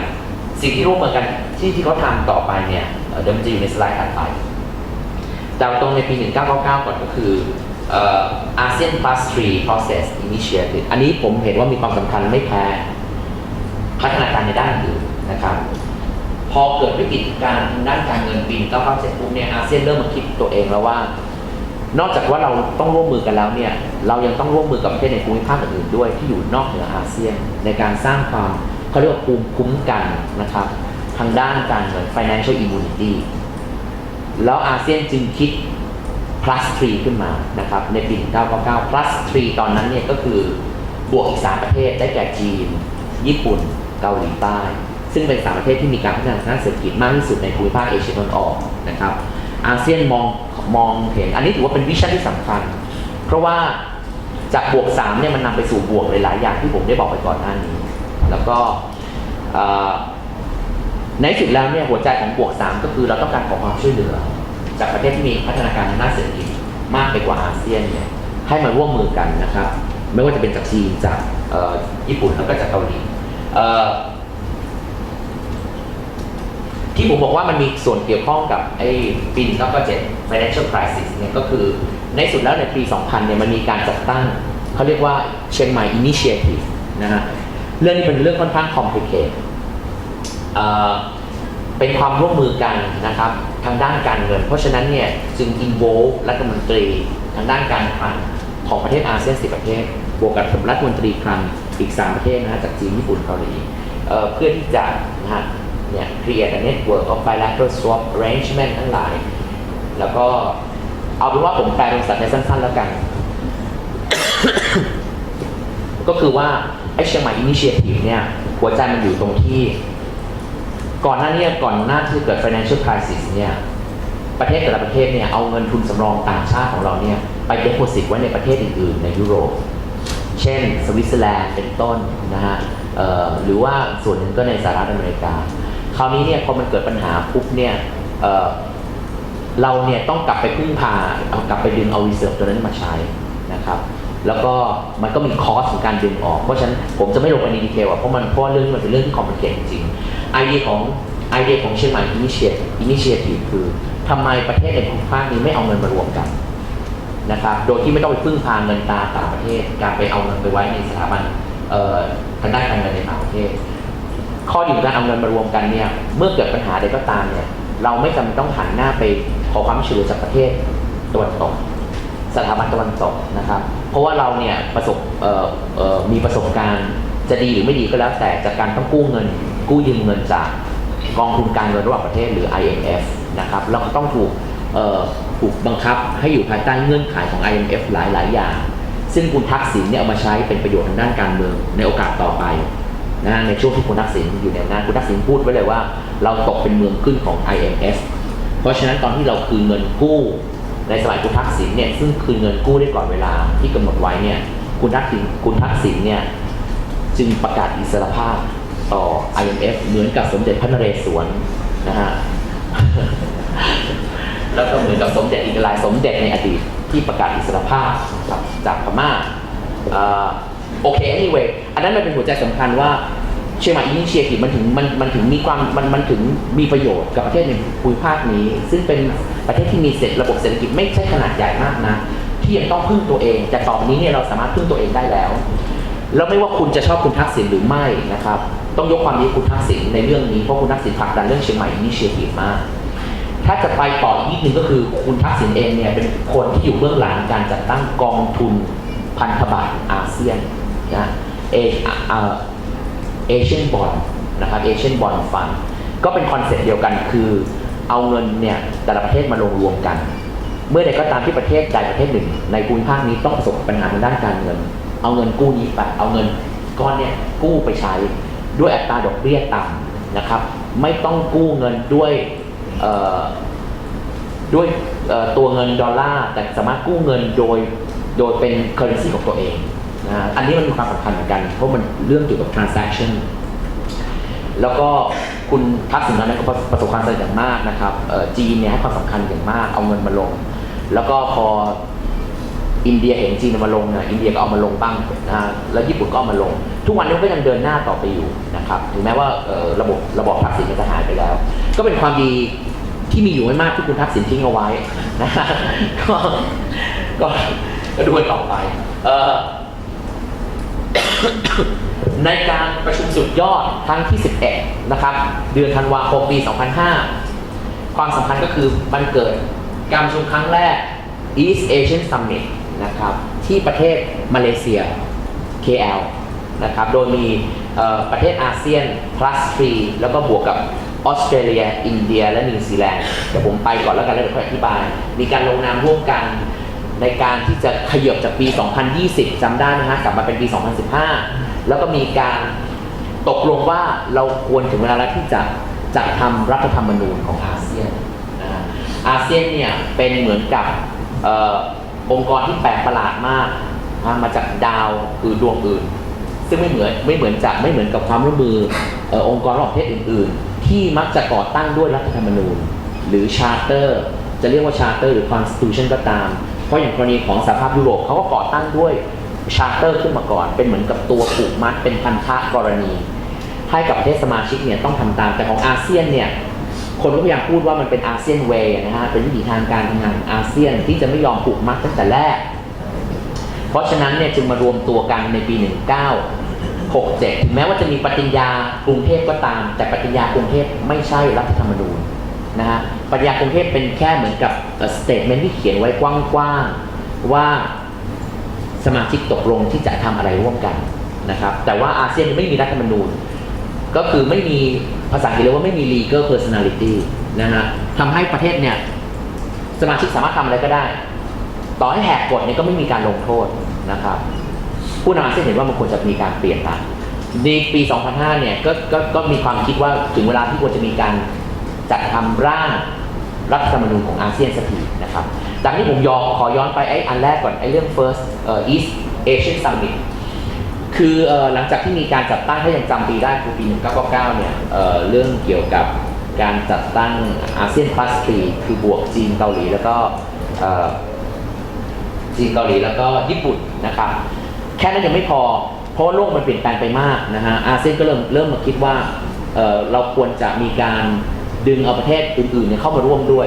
จริงๆแล้วเนี่ยคนที่ผลักดันเรื่องนี้เป็นพิเศษเนี่ยซึ่งมันอาจจะไม่มีใครรู้คนที่ผลักดันมากคือญี่ปุ่นแล้วก็คำถามต่อไปว่าทำไมญี่ปุ่นถึงผลักดันให้มีการ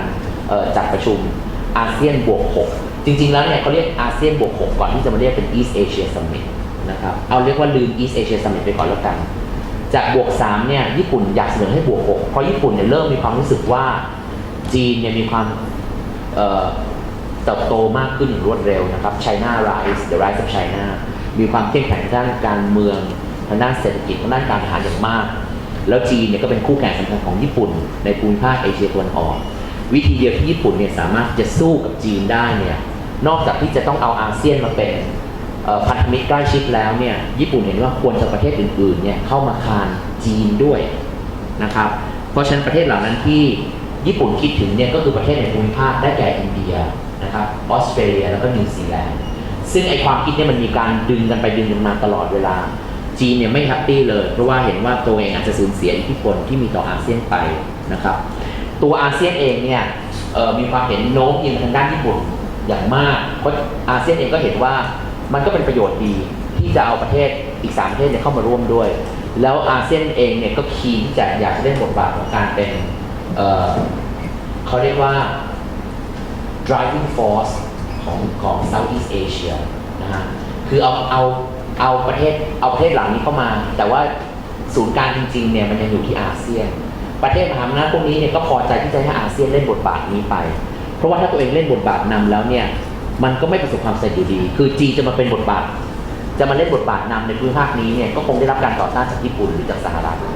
มันก็ไม่เวิร์กเพราะฉะนั้นเนี่ยให้อาเซียนเนี่ยเป็นผู้นำด้านนี้ดีกว่า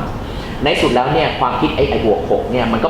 เป็นไปได้นะครับแล้วก็จีนแล้วก็ในที่สุดแล้วเนี่ยอินเดียออสเตรเลียแล้วก็นิวซีแลนด์เนี่ยก็มาร่วมการประชุมกันที่ KL ในปี 2005 ภายใต้คอนดิชันหนึ่งอันประเทศที่จะสามารถเข้ามาร่วมในความร่วมมือกับอาเซียนในบวก plus ทั้งหลายเนี่ยจะต้องร่วมลงนามในสนธิสัญญาเรียกว่า Treaty of Amity and Cooperation Treaty of Amity and Cooperation สนธิสัญญามิตรภาพและความร่วมมือภาษาอังกฤษเรียกว่า TAC นะครับมิฉะนั้นแล้วจะไม่สามารถที่จะมาร่วมมือกับอาเซียนได้แล้วก็ประเทศพวกนี้เนี่ยเหมือนกับเป็นการบังคับว่าถ้าอยากจะมาร่วมมือกับอาเซียนต้องยอมรับใน Term and Condition ของอาเซียนจึงต้องลงนามใน TAC เพราะฉะนั้นอย่างสหรัฐเนี่ยมีคนถามว่าแล้วสหรัฐไม่มาร่วมลงนามสักทีในสุดแล้วสหรัฐก็มาร่วมลงนามนะช้ามากๆนะครับในปี 2008 ในสุดเนี่ยสหรัฐก็เข้าใจว่าถ้าเกิดอยากจะกลับเข้ามีบทบาทในภูมิภาคนี้เนี่ยก็คงจะต้องยอมลงนามในสนธิสัญญา TAC แต่อันนั้นก็เป็นพัฒนาการสำคัญนะครับ East Asia Summit เนี่ยก็โดยสรุปแล้วก็มีสมาชิกหมด 16 ประเทศแล้วก็มานั่งคุยกันนะครับในประเด็นที่ประเทศสมาชิกเนี่ยเห็นว่ามีความสำคัญแล้วก็เป็นผลประโยชน์ร่วมกัน อีกอันนึงคือการประชุมอาเซียนครั้งที่ซัมมิตครั้งที่ 13 นะครับในปี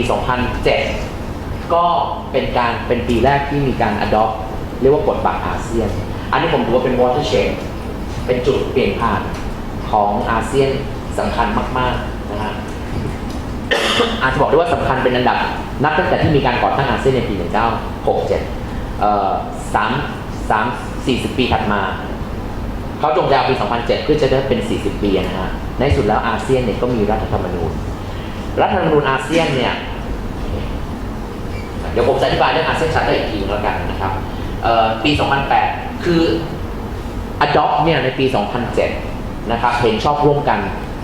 แล้วใช้เวลา1 ปีในการที่จะมีผลบังคับใช้เพราะฉะนั้นผลบังคับใช้สิ่งของอาเซียนกฎบัตรอาเซียนเนี่ยเริ่มในปี 2008 เดี๋ยวก่อนไป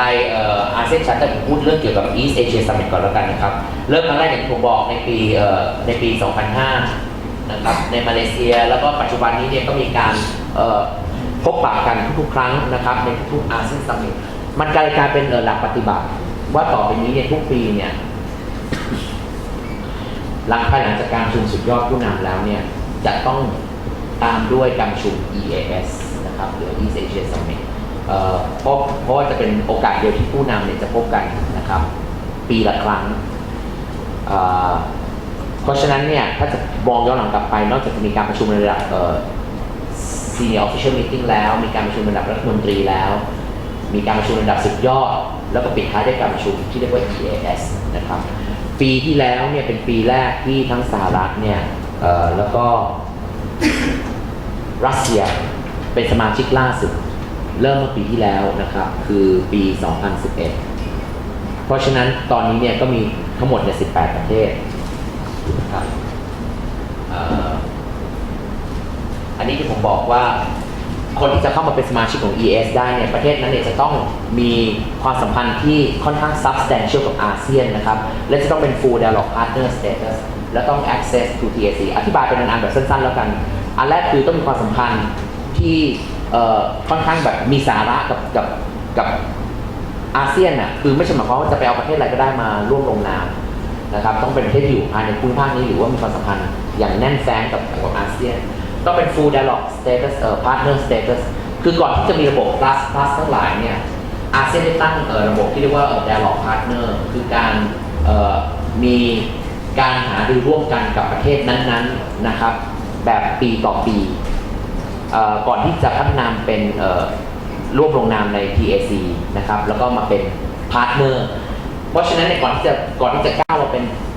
ลงนาม PAC ได้เนี่ยต้องเป็นส่วนหนึ่งของเรียกว่า Full Dialogue Partner ซึ่งเดี๋ยวผมจะอธิบายเรื่อง Full Dialogue Partner ต่อไปนะครับอันนี้เนี่ย East Asia Summit เนี่ยเป็นการพบปะกันของระดับผู้นำนะครับแล้วก็อย่างที่บอกเนี่ยก็พูดถึงเรื่องเกี่ยวกับ key issue ที่เกี่ยวข้องกับภูมิภาคนะครับยกตัวอย่างเช่นเรื่องเกี่ยวกับregional and human security นะครับความมั่นคงของมนุษย์เรื่องเกี่ยวกับการพัฒนาด้านเศรษฐกิจนะครับเรื่องเกี่ยวกับการสร้างบูรณาการของภูมิภาคเรื่องเกี่ยวกับการคลังนะครับ energy พลังงานสิ่งแวดล้อมหรือว่าการเปลี่ยนแปลงของ climate ที่ผมบอกว่าล่าสุดนี่คือเป็นอาเซียนบวก8นะครับบวกเอาสหรัฐกับรัสเซียเข้ามาด้วยเพราะฉะนั้นเนี่ยหลายๆประเทศตื่นเต้นเพราะต่อไปนี้เนี่ยการประชุมอาเซียนทั้งหมดเนี่ย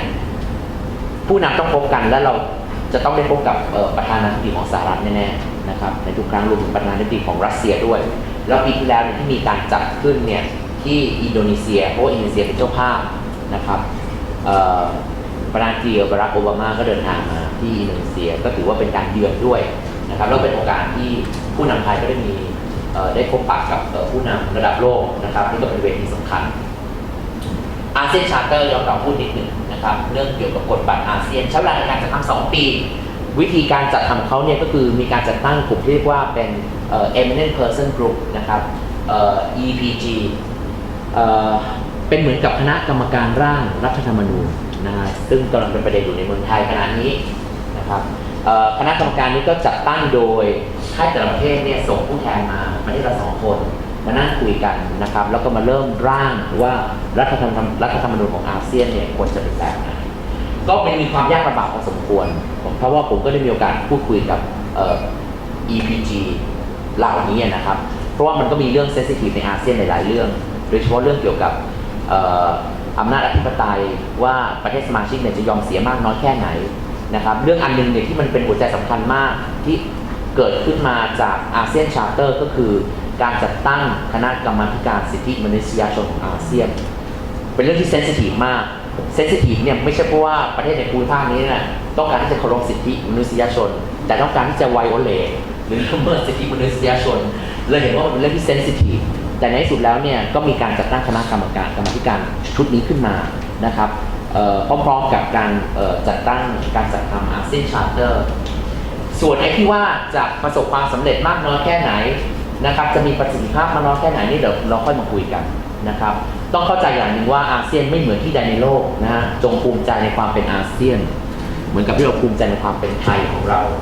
ว่าเราเนี่ยแตกต่างจากมนุษยชาติทั่วไปนะครับไม่ต้องเหมือนกับพวกเขาเพราะฉะนั้นเนี่ยสถานการณ์ทางด้านสิทธิมนุษยชนของเราจึงแตกต่างไปนะครับฝรั่งต้องเข้าใจและต้องยอมรับตรงนี้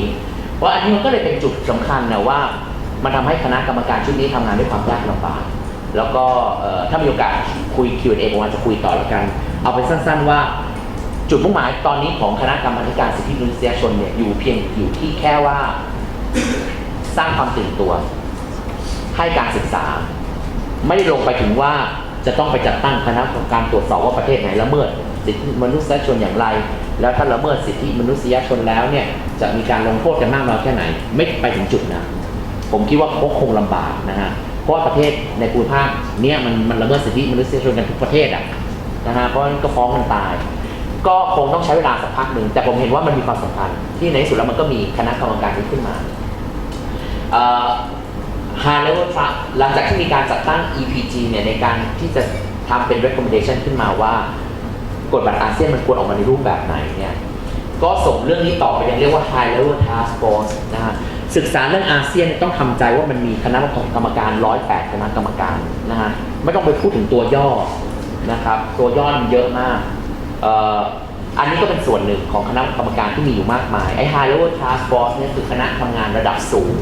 นะครับก็เป็นคนเตรียมร่างขึ้นมาในขณะที่เสนอร่างอันนี้เนี่ยให้กับหน่วยงานของรัฐไปพิจารณาเห็นชอบมากน้อยแค่ไหนรวมถึง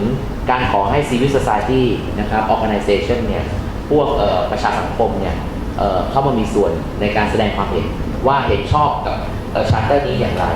นะครับวันที่13ในการประชุมครั้งที่13ซัมมิตที่สิงคโปร์เนี่ยก็ ที่ประชุมก็ยอมรับนะครับว่าให้มีการใช้อาเซียนชาร์เตอร์นะครับวันที่ 20 ธันวาคมปี 2007 แล้วก็อย่างที่ผมบอกคือใช้เวลา 1 ปีในการที่จะมีผลบังคับใช้ ก็มีผลบังคับใช้จริงๆในวันที่ 15 December 2008 นะครับโดยที่ทุกประเทศเนี่ยจะต้องให้สัตยาบันนะครับเขาให้โอกาสให้ที่มันต้องใช้เวลานาน1 ปีเนี่ยสาเหตุหนึ่งเพราะว่าเป็นเรื่องเกี่ยวกับการให้สัตยาบันนะครับตอนแรกคิดว่ามาเจอการทุก10 ประเทศแล้วให้สัตยาบันร่วมกันมันไม่ใช่เพราะว่าแต่ละประเทศเนี่ยจะต้องเอาไอ้ร่างอันนี้ไปผ่านการเห็นชอบของรัฐสภาของประเทศตัวเองก่อนเพราะฉะนั้นในแต่ละประเทศในกระบวนการมันก็ต่างกันนะครับแต่อย่างประเทศที่มันมีความตื่นตัวมากที่ผมจำได้เนี่ยสิงคโปร์เนี่ยจะเป็นประเทศแรกๆที่มีการให้สัตยาบันอาเซียนชาร์เตอร์อย่างรวดเร็วมากผ่านกระบวนการทางด้านรัฐสภาของตัวเองนะครับแล้วก็แสดงเห็นว่าเขายอมรับในพัฒนาการอันนี้ของอาเซียนรวมถึงประเทศที่เป็นสมาชิกใหม่อย่างเวียดนามลาวกัมพูชาพวกนี้ไม่มีปัญหาเลยไอ้ประเทศที่มันมีปัญหาเนี่ยก็อย่างประเทศไทยประเทศฟิลิปปินส์เนี่ยซึ่งใช้เวลาเกือบปีนะฮะไทยเนี่ยถ้าผมจำได้เกือบบวยนะครับเราเป็นประเทศที่ 9 หรือไงเนี่ยที่ให้สัตยาบันแล้วก็ฟิลิปปินส์เนี่ยเป็นประเทศสุดท้ายนะครับที่ให้สัตยาบันทั้งที่2 ประเทศเนี่ยเป็นประเทศประชาธิปไตยนะฮะแต่ว่ากระบวนการเนี่ยมันก็ยืดเยื้อ2008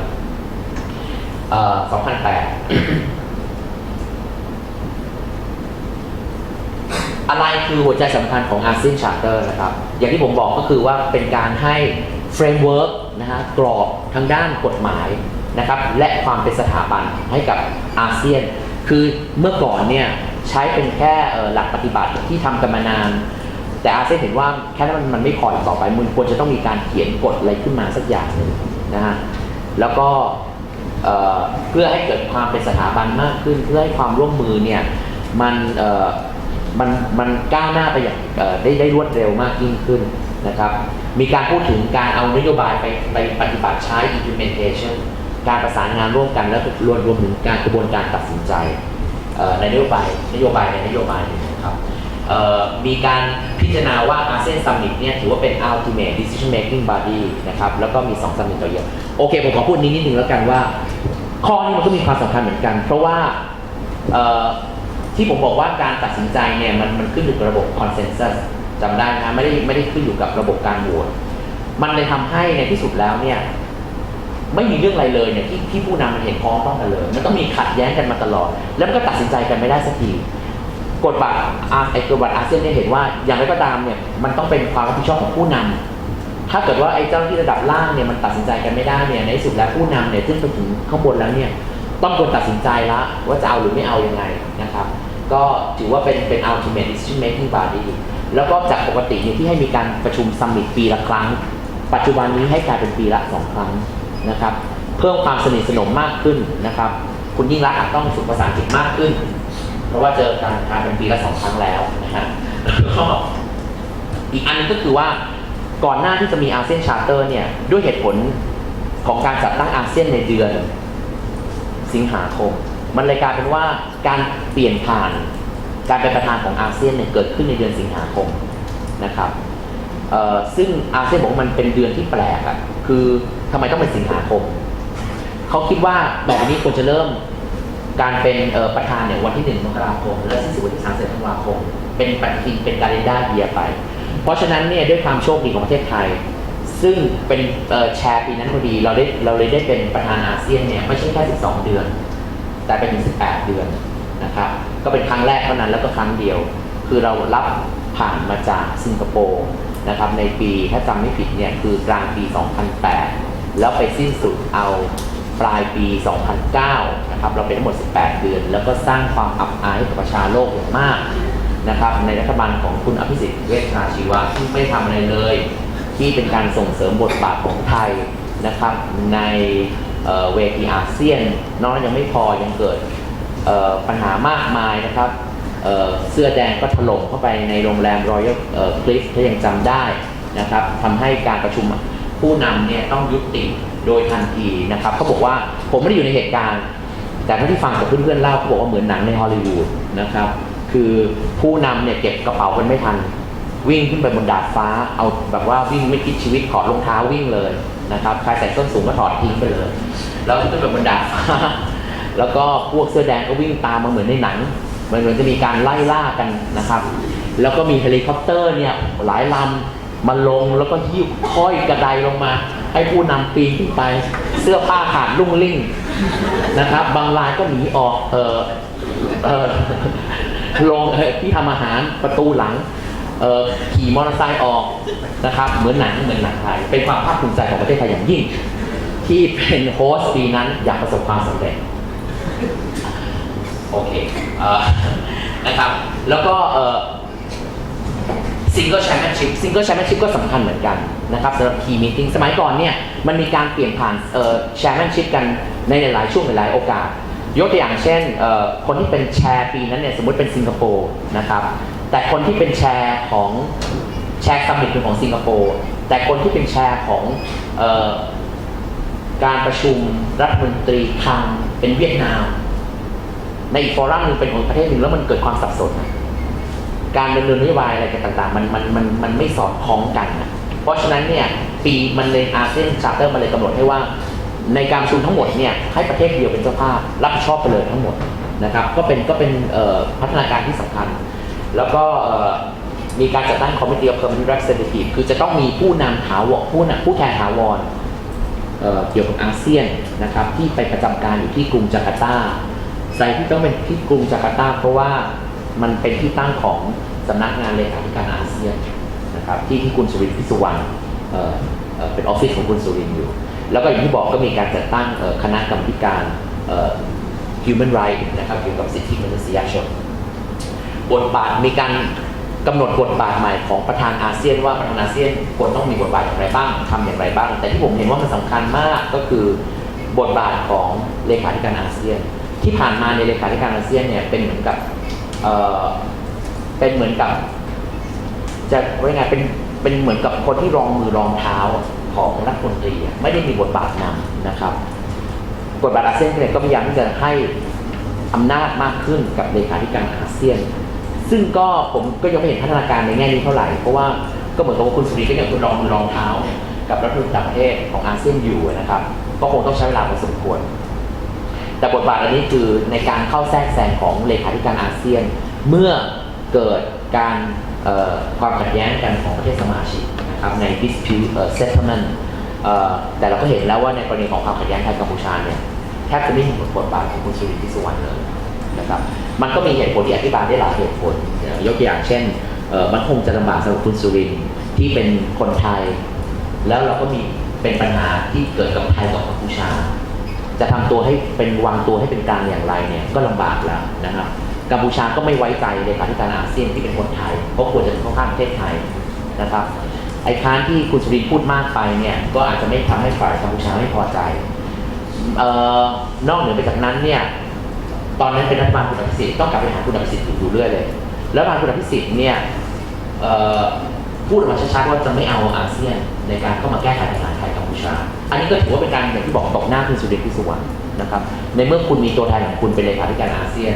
แต่คุณไม่ใช้ประโยชน์จากเลขาธิการอาเซียนคุณยังบายพาสอาเซียนด้วยซ้ำเพราะว่าคุณอภิสิทธิ์เน้นการแก้ไขปัญหาแบบ bilateral คือแบบวิภาคีเป็นหลักไม่ได้ต้องการให้อาเซียนเข้ามามีบทบาทเกี่ยวข้องมันทำให้เราไม่เห็นบทบาทคุณสุรินทร์ซึ่งก็เป็นเรื่องที่น่าเสียดายนะโอกาสอย่างนี้เนี่ยเป็นโอกาสที่คุณสุรินทร์เนี่ยจะแสดงความสามารถอย่างไม่เห็นนะฮะแต่ก็ทูแบดนะบทบาทของอาเซียน Secretary General นะครับโอเคจบส่วนนั้นไปแล้วนะฮะอันนี้เรามาได้เกินครึ่งทางแล้วอันนี้จะเป็นเรื่องเกี่ยวกับ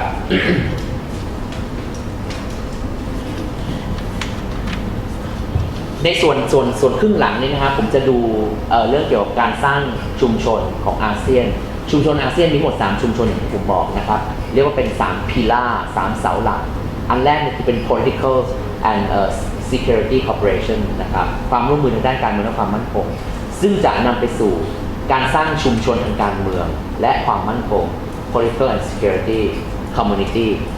พิล่าที่2คือ economic cooperation security economic cooperation community นะครับชุมชนทางด้านเศรษฐกิจและที่3เป็นชุมชนทางด้านวัฒนธรรมและสังคม เรามาดูอันแรกก่อนแล้วกันว่าไอ้เรื่องการเมืองกับความมั่นคงมันมีความสำคัญมากน้อยแค่ไหนนะครับโอเคอันแรกเนี่ยอาเซียนประกาศอย่างชัดเจนนะครับไม่ว่าที่จะสะท้อนในปฏิญญาอาเซียนในกฎบัตรอาเซียนว่าสมาชิกอาเซียนทุกประเทศจะต้องยกเว้นการใช้กำลังในการแก้ไขปัญหาความขัดแย้งระหว่างประเทศนะครับอันนี้เห็นชัดๆใน Treaty of Amity and Cooperation ว่าจะไม่ใช้กำลังนะครับ รวมถึงการประกาศให้ภูมิภาคเอเชียตะวันออกเฉียงใต้เนี่ยเป็นเขตปลอดจากอาวุธนิวเคลียร์นะครับโดย Treaty พูดอันแรกนิดนึงก่อนแล้วกัน ก็คือเหมือนกับความร่วมมือในกรอบในเวทีในองค์การระหว่างประเทศอื่นทั่วไปว่าประเทศสมาชิกเนี่ยจะต้องหาวิธีการแก้ไขปัญหาแบบสันติวิธีเช่นเดียวกันอาเซียนก็เน้นจุดนี้แต่ผมคิดว่าเราก็ประสบความล้มเหลวนะครับโดยเฉพาะในกรณีการเรื่องเกี่ยวกับไทยกัมพูชาอีกครั้งหนึ่งซึ่งเห็นว่าประเทศสมาชิกไม่ได้เคารพในกฎของอาเซียนนะครับและอาเซียนก็ไม่สามารถที่จะบังคับให้สองประเทศเนี่ยยุติการความขัดแย้งและการใช้ความรุนแรงเป็นเครื่องมือได้มันเคยมีคำพูดในอาเซียนที่เขาบอกว่านะครับว่าจริงๆแล้วอาเซียนชาร์เตอร์มันไม่สำคัญหรอกเพราะว่าประเทศก็อยู่กันได้โดยที่ไม่มีรัฐธรรมนูญมา 30-40 ปีก็ไม่ยังต้องต่อสู้ลบล้างฆ่าฟันกันอันนั้นแหละพูดได้นะฮะจนมาถึง 2008 พูดไม่ได้ละเพราะ 2008 เนี่ยเป็นปีที่เราเริ่มความขัดแย้งกับกัมพูชาแล้วก็ชี้เห็นว่าความขัดแย้งที่นำไปสู่สงครามหรือการปะทะกันความใช้ความรุนแรงเนี่ยมันยังมีอยู่ในภูมิภาคนี้มันยังไม่หายไปไหนแล้วก็มาถึงเป็นบทพิสูจน์ของอาเซียนเนี่ยว่าจะมีประสิทธิภาพแค่มากน้อยแค่ไหนในการบังคับใช้นะครับให้ประเทศเหล่านี้เนี่ยเคารพต่อสิ่งที่ตัวเองประกาศเอาไว้เนี่ยคือประกาศว่าจะห้ามใช้ความรุนแรงในการแก้ไขปัญหาอันนี้คงต้องดูต่อไปแต่ผมบอกได้เลยว่าในกรณีของไทยกัมพูชาเนี่ยอาเซียนประสบความล้มเหลวนะครับที่ประสบความล้มเหลวก็คืออย่างที่บอกมันไม่มี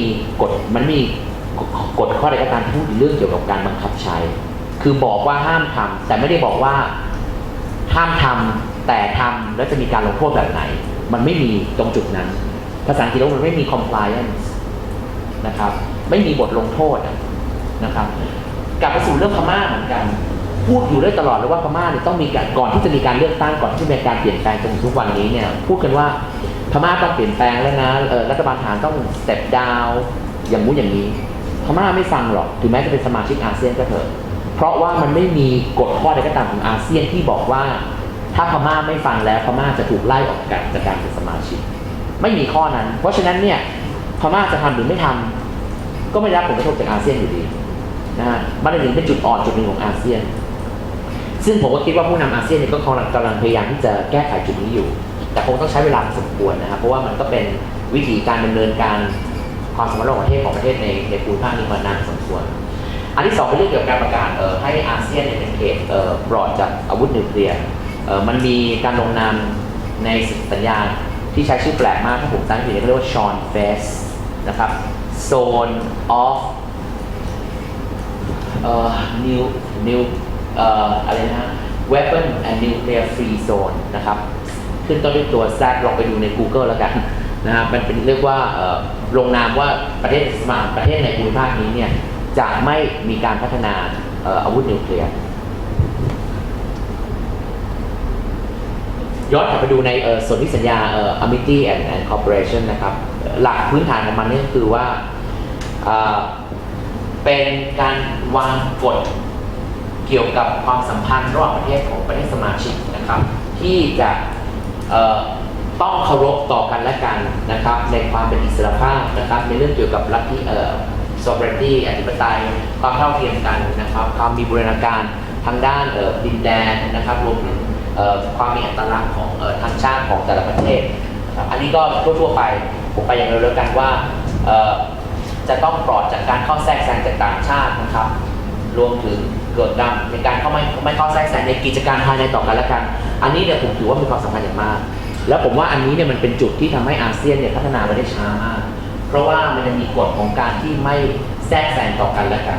นะครับ หลายๆประเทศเนี่ยในอาเซียนเนี่ยไม่อยากเข้ามายุ่งในเรื่องเกี่ยวกับไทยกัมพูชาเพราะว่ากฎข้อนี้แหละกฎของการไม่เข้าไปแทรกแซงในกิจการภายใน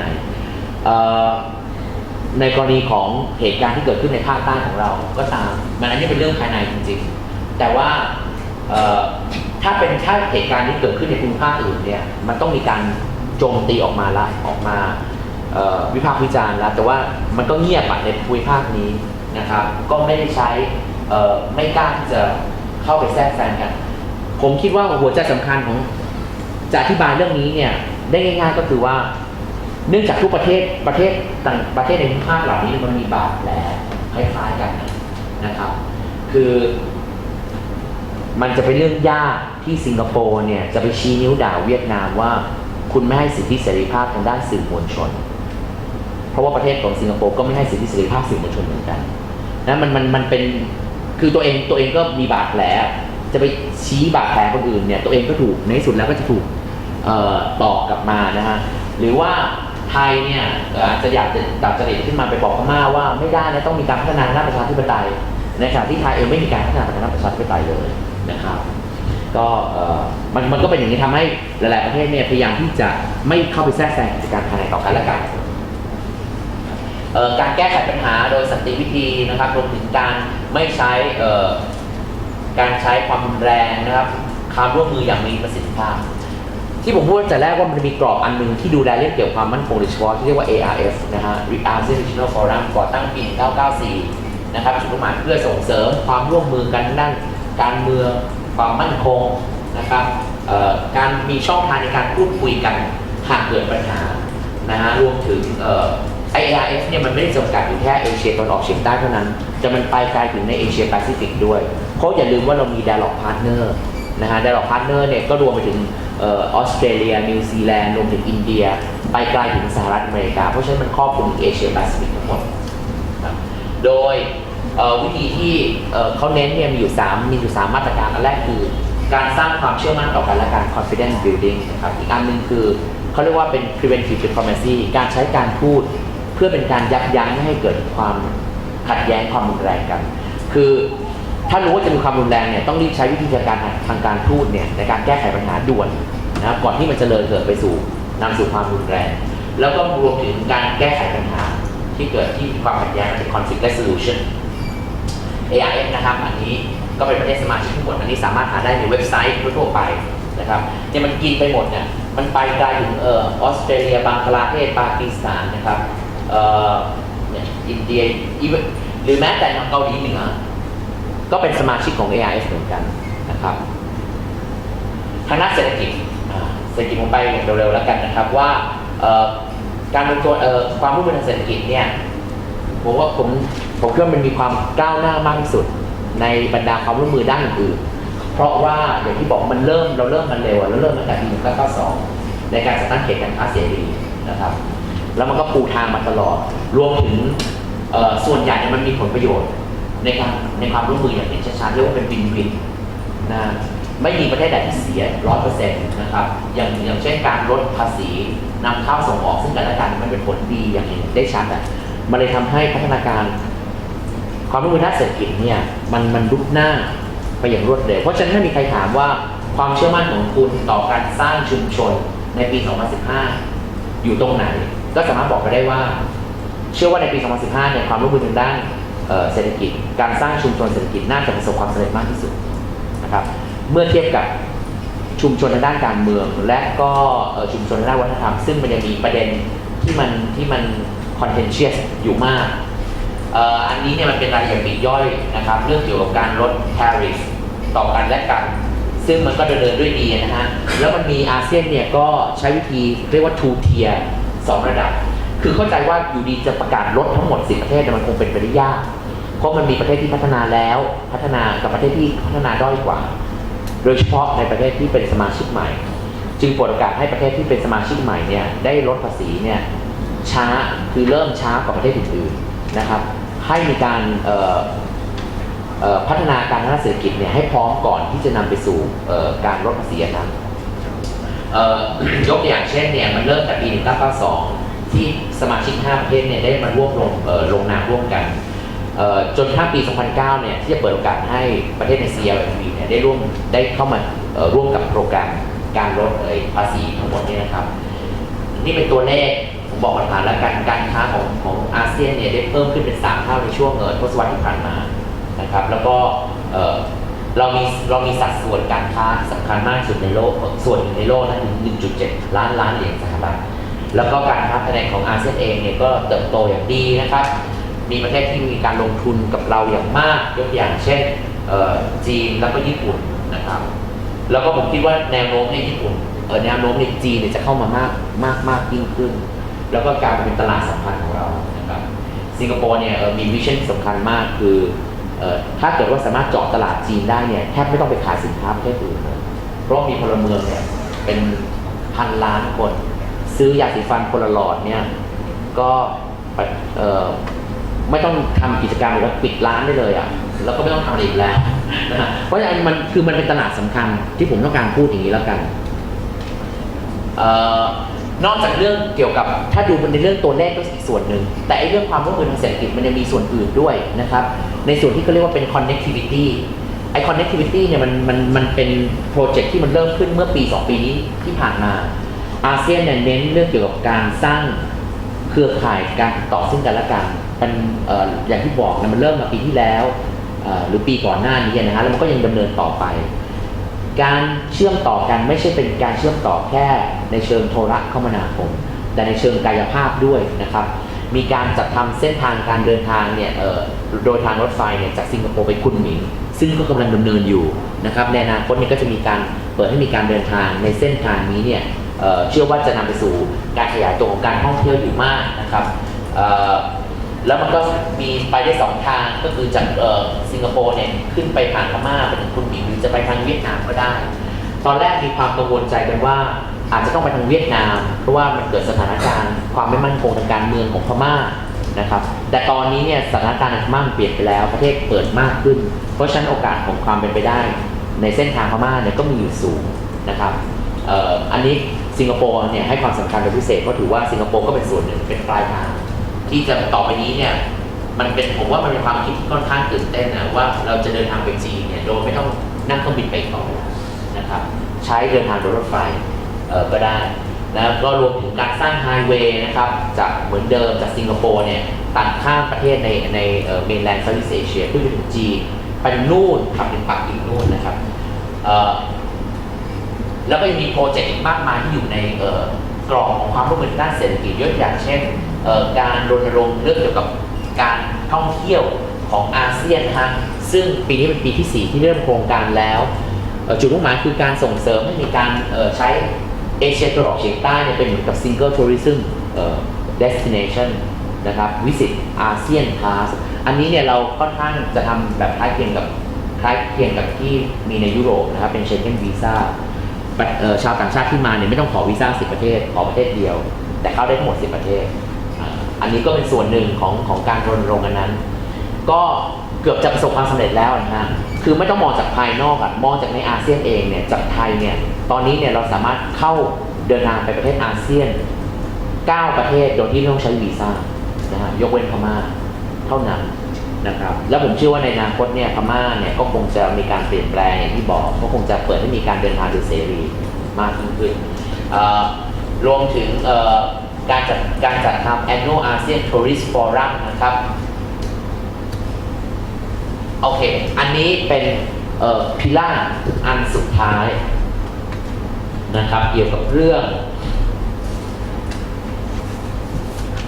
วัฒนธรรมและสังคมโอเคก็ความร่วมมือในด้านชุมชนวัฒนธรรมและสังคมก็ยกตัวอย่างเช่นการพัฒนาศักยภาพของมนุษย์นะครับการพัฒนาด้านสังคมมีโครงการแลกเปลี่ยนนักเรียนอยู่มากนะครับแล้วก็มันเริ่มต้นเมื่อปี 2007 นะฮะโดยการจัดตั้งกองทุนเยาวชนอาเซียนนะครับมีการขอทุนการศึกษามีการแลกเปลี่ยนกันภายใต้เรียกว่าเครือข่าย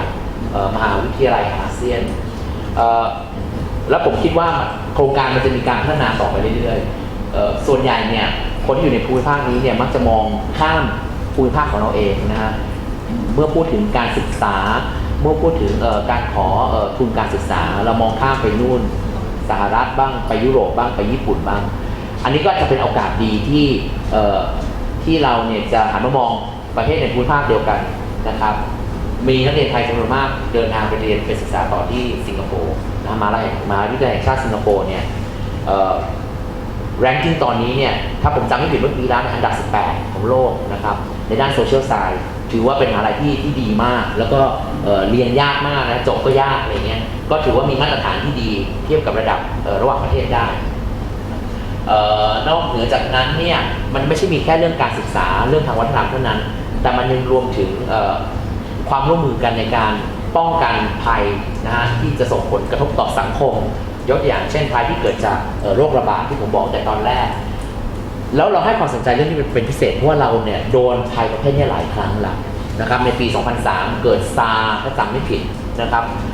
ไทยยุคนั้นเนี่ยภายใต้คุณทักษิณเนี่ยจัดการประชุมเรื่องเกี่ยวกับซาร์ที่กระทรวงการต่างประเทศผมจำได้แต่คนที่เป็น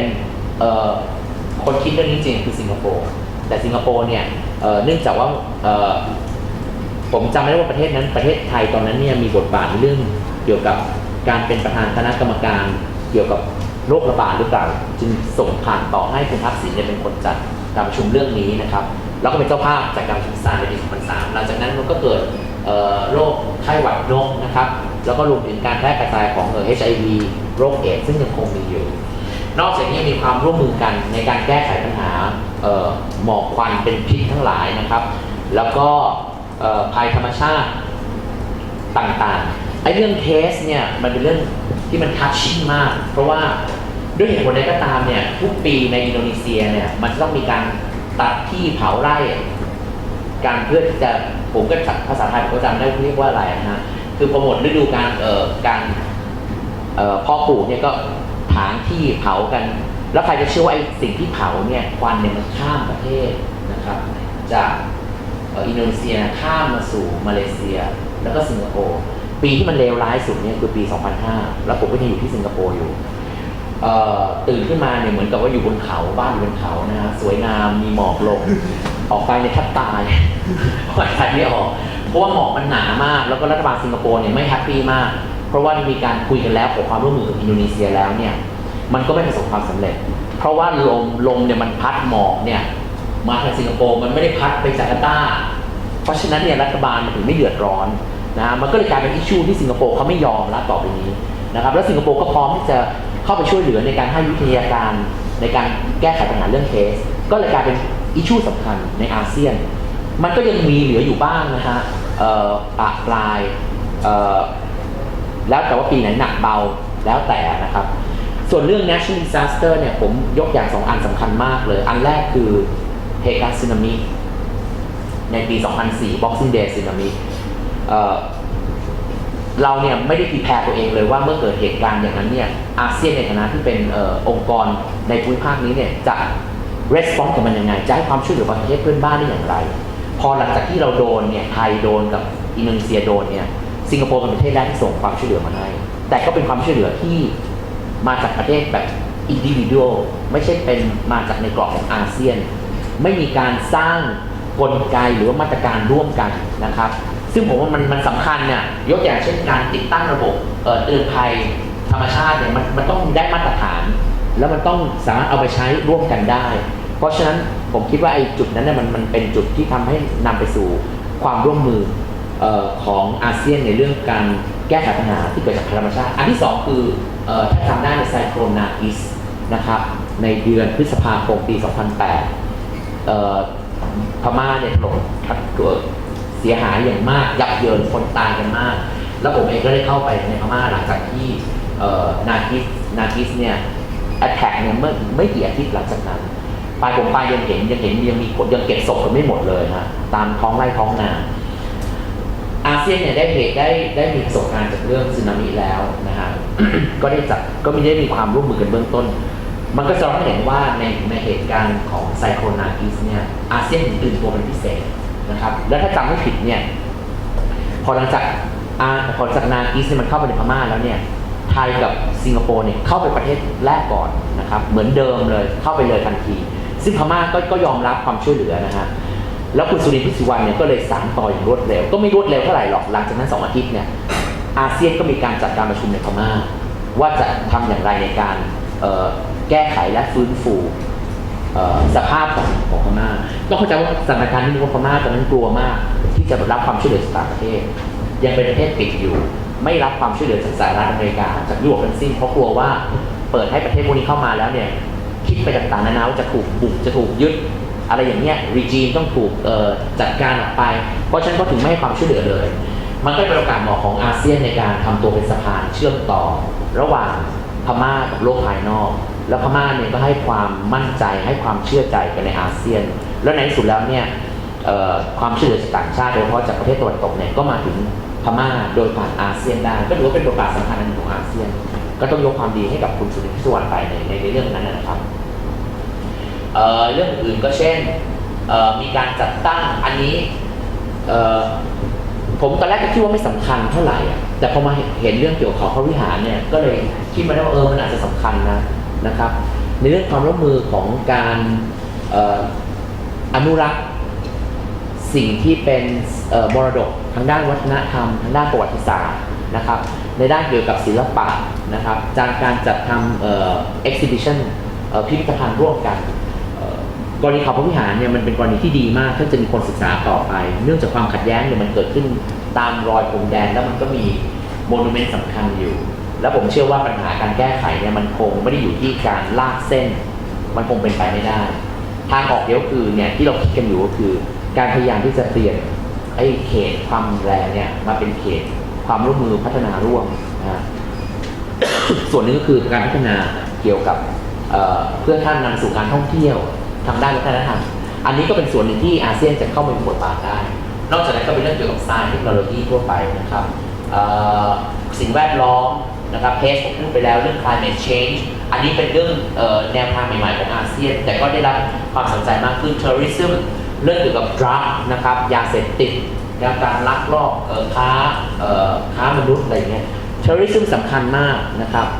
เพราะว่าอินโดนีเซียเป็นประเทศมุสลิมที่ใหญ่ที่สุดในโลกอยู่ที่นี่แล้วก็มีปัญหาเกี่ยวกับ terrorism นะครับมันมีมินิแฟมิลี่ของอัลเคดาที่เรียกว่าJI นะครับซึ่งยังอยู่ในอินโดนีเซียแล้วก็มันก็มีกลุ่มผู้ก่อการร้ายนะครับในฟิลิปปินส์นะกลุ่มมุสลิมโมโรในประเทศไทยก็มีทางภาคใต้ของเราแล้วเราก็เพิ่งประสบปัญหาผู้ก่อการร้ายอิหร่านนะครับเมื่อไม่นานมานี้เองเพราะฉะนั้นในเรื่องการก่อการร้ายก็ยังสด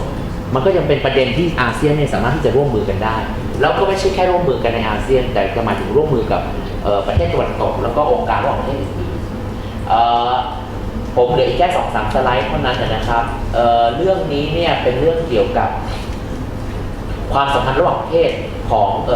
องอาเซียนนะครับเราพูดถึงอาเซียนมามากแล้วอาเซียนเนี่ยมีความร่วมมือกับต่างประเทศนะครับที่เรียกว่าเป็น Dialogue Partner System ที่ผมพูดไว้แต่แรกนะครับอันนี้คือประเทศสมาชิกที่เป็น Dialogue Partner นะครับแล้วก็แต่ว่าประเทศที่เป็น Dialogue Partner เหล่านี้เนี่ยไม่ใช่ทุกประเทศที่ลงนามในสนธิสัญญาพันธมิตรและความร่วมมือนะครับยกอย่างเช่นปากีสถานเป็นต้นอย่างไรก็ตามเนี่ยหัวใจสำคัญคือการพยายามที่จะสร้างคอนเนคชันที่อาเซียนมีอยู่กับต่างประเทศนะครับนอกจากนั้นแล้วเนี่ยนอกจากระบบ Dialogue Partner แล้วอาเซียนก็ยังมีความร่วมมือกับกลุ่มความร่วมมืออื่นในระดับโลกนะครับ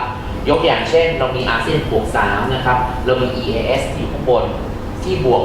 8นะครับ3บวกแล้วก็เป็นอาเซียนบวก8แบบที่คงทราบแล้ว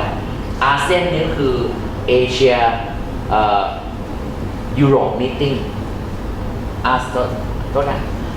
เอเชียยุโรปมีตติ้งไม่ใช่อาเซียนเอเชียยุโรปมีตติ้งคือเป็นความร่วมมือระหว่างเอเชียกับยุโรปนะครับอันนี้เป็นความร่วมมือของสิงคโปร์นะครับเมื่อถ้าจำผิดก็เป็นปี 2002 แล้วก็ความร่วมมือที่อาเซียนมีกับ APEC นะครับเป็น Asia Pacific Economic Cooperation เน้นเรื่องเกี่ยวกับความร่วมมือด้านเศรษฐกิจกับประเทศที่อยู่ในแปซิฟิกทั้งหมดเรื่องอีกนิดนึงคือโครงสร้างของอาเซียนนะครับความร่วมมือแล้วก็อันนี้เรามาดูกันว่าความร่วมมือทั้งหมดในอาเซียนมันมีอะไรบ้างที่อยู่ในความรับผิดชอบของสำนักงานเลขาธิการอาเซียนก็เท่าที่เห็นมันก็มีเกือบจะเรียกว่า ร่วมมือกันได้ในทุกๆด้านนะครับตั้งแต่เรื่องเกี่ยวกับเกษตรกรรมเรื่องเกี่ยวกับ civil service เรื่องวัฒนธรรมการศึกษา energy environment เรื่องเกี่ยวกับการค้าเรื่อง health เรื่องsocial welfare เรื่องเกี่ยวกับการลดปัญหาความยากจนนะครับการท่องเที่ยว transport สิทธิสตรีรวมถึงเยาวชนโอเคสำนักงานเลขาธิการอาเซียนนะครับที่กรุงจาการ์ตานะครับก่อตั้งเมื่อปี 1981 วันที่ 9 พฤษภาคมพูดเรื่องนี้นิดนึงแล้วกันว่าหลังๆเนี่ยประเทศที่เป็นคู่พาร์ทเนอร์สำคัญของอาเซียนเนี่ยเริ่มให้ความสำคัญกับอาเซียนมากขึ้นโดยการแต่งตั้งเอกอัครราชทูตประจำอาเซียนสมัยก่อนเนี่ยประเทศเหล่านี้เนี่ยใช้ทูตของตัวเองที่อยู่ที่กรุงจาการ์ตาในการดูแลกิจการเกี่ยวกับอาเซียนแต่ว่าเขาได้อัปเกรดแล้วพยายามที่จะแยกงานจาการ์ตาออกจากอาเซียนคือต่อไปนี้เนี่ยมีทูต2 คน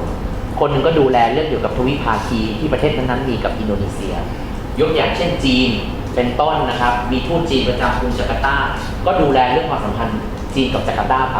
แต่มีทูตจีนคนหนึ่งที่ดูแลเรื่องกับอาเซียนโดยเฉพาะนะครับก็ถือว่าเป็นทูตจีนประจำอาเซียน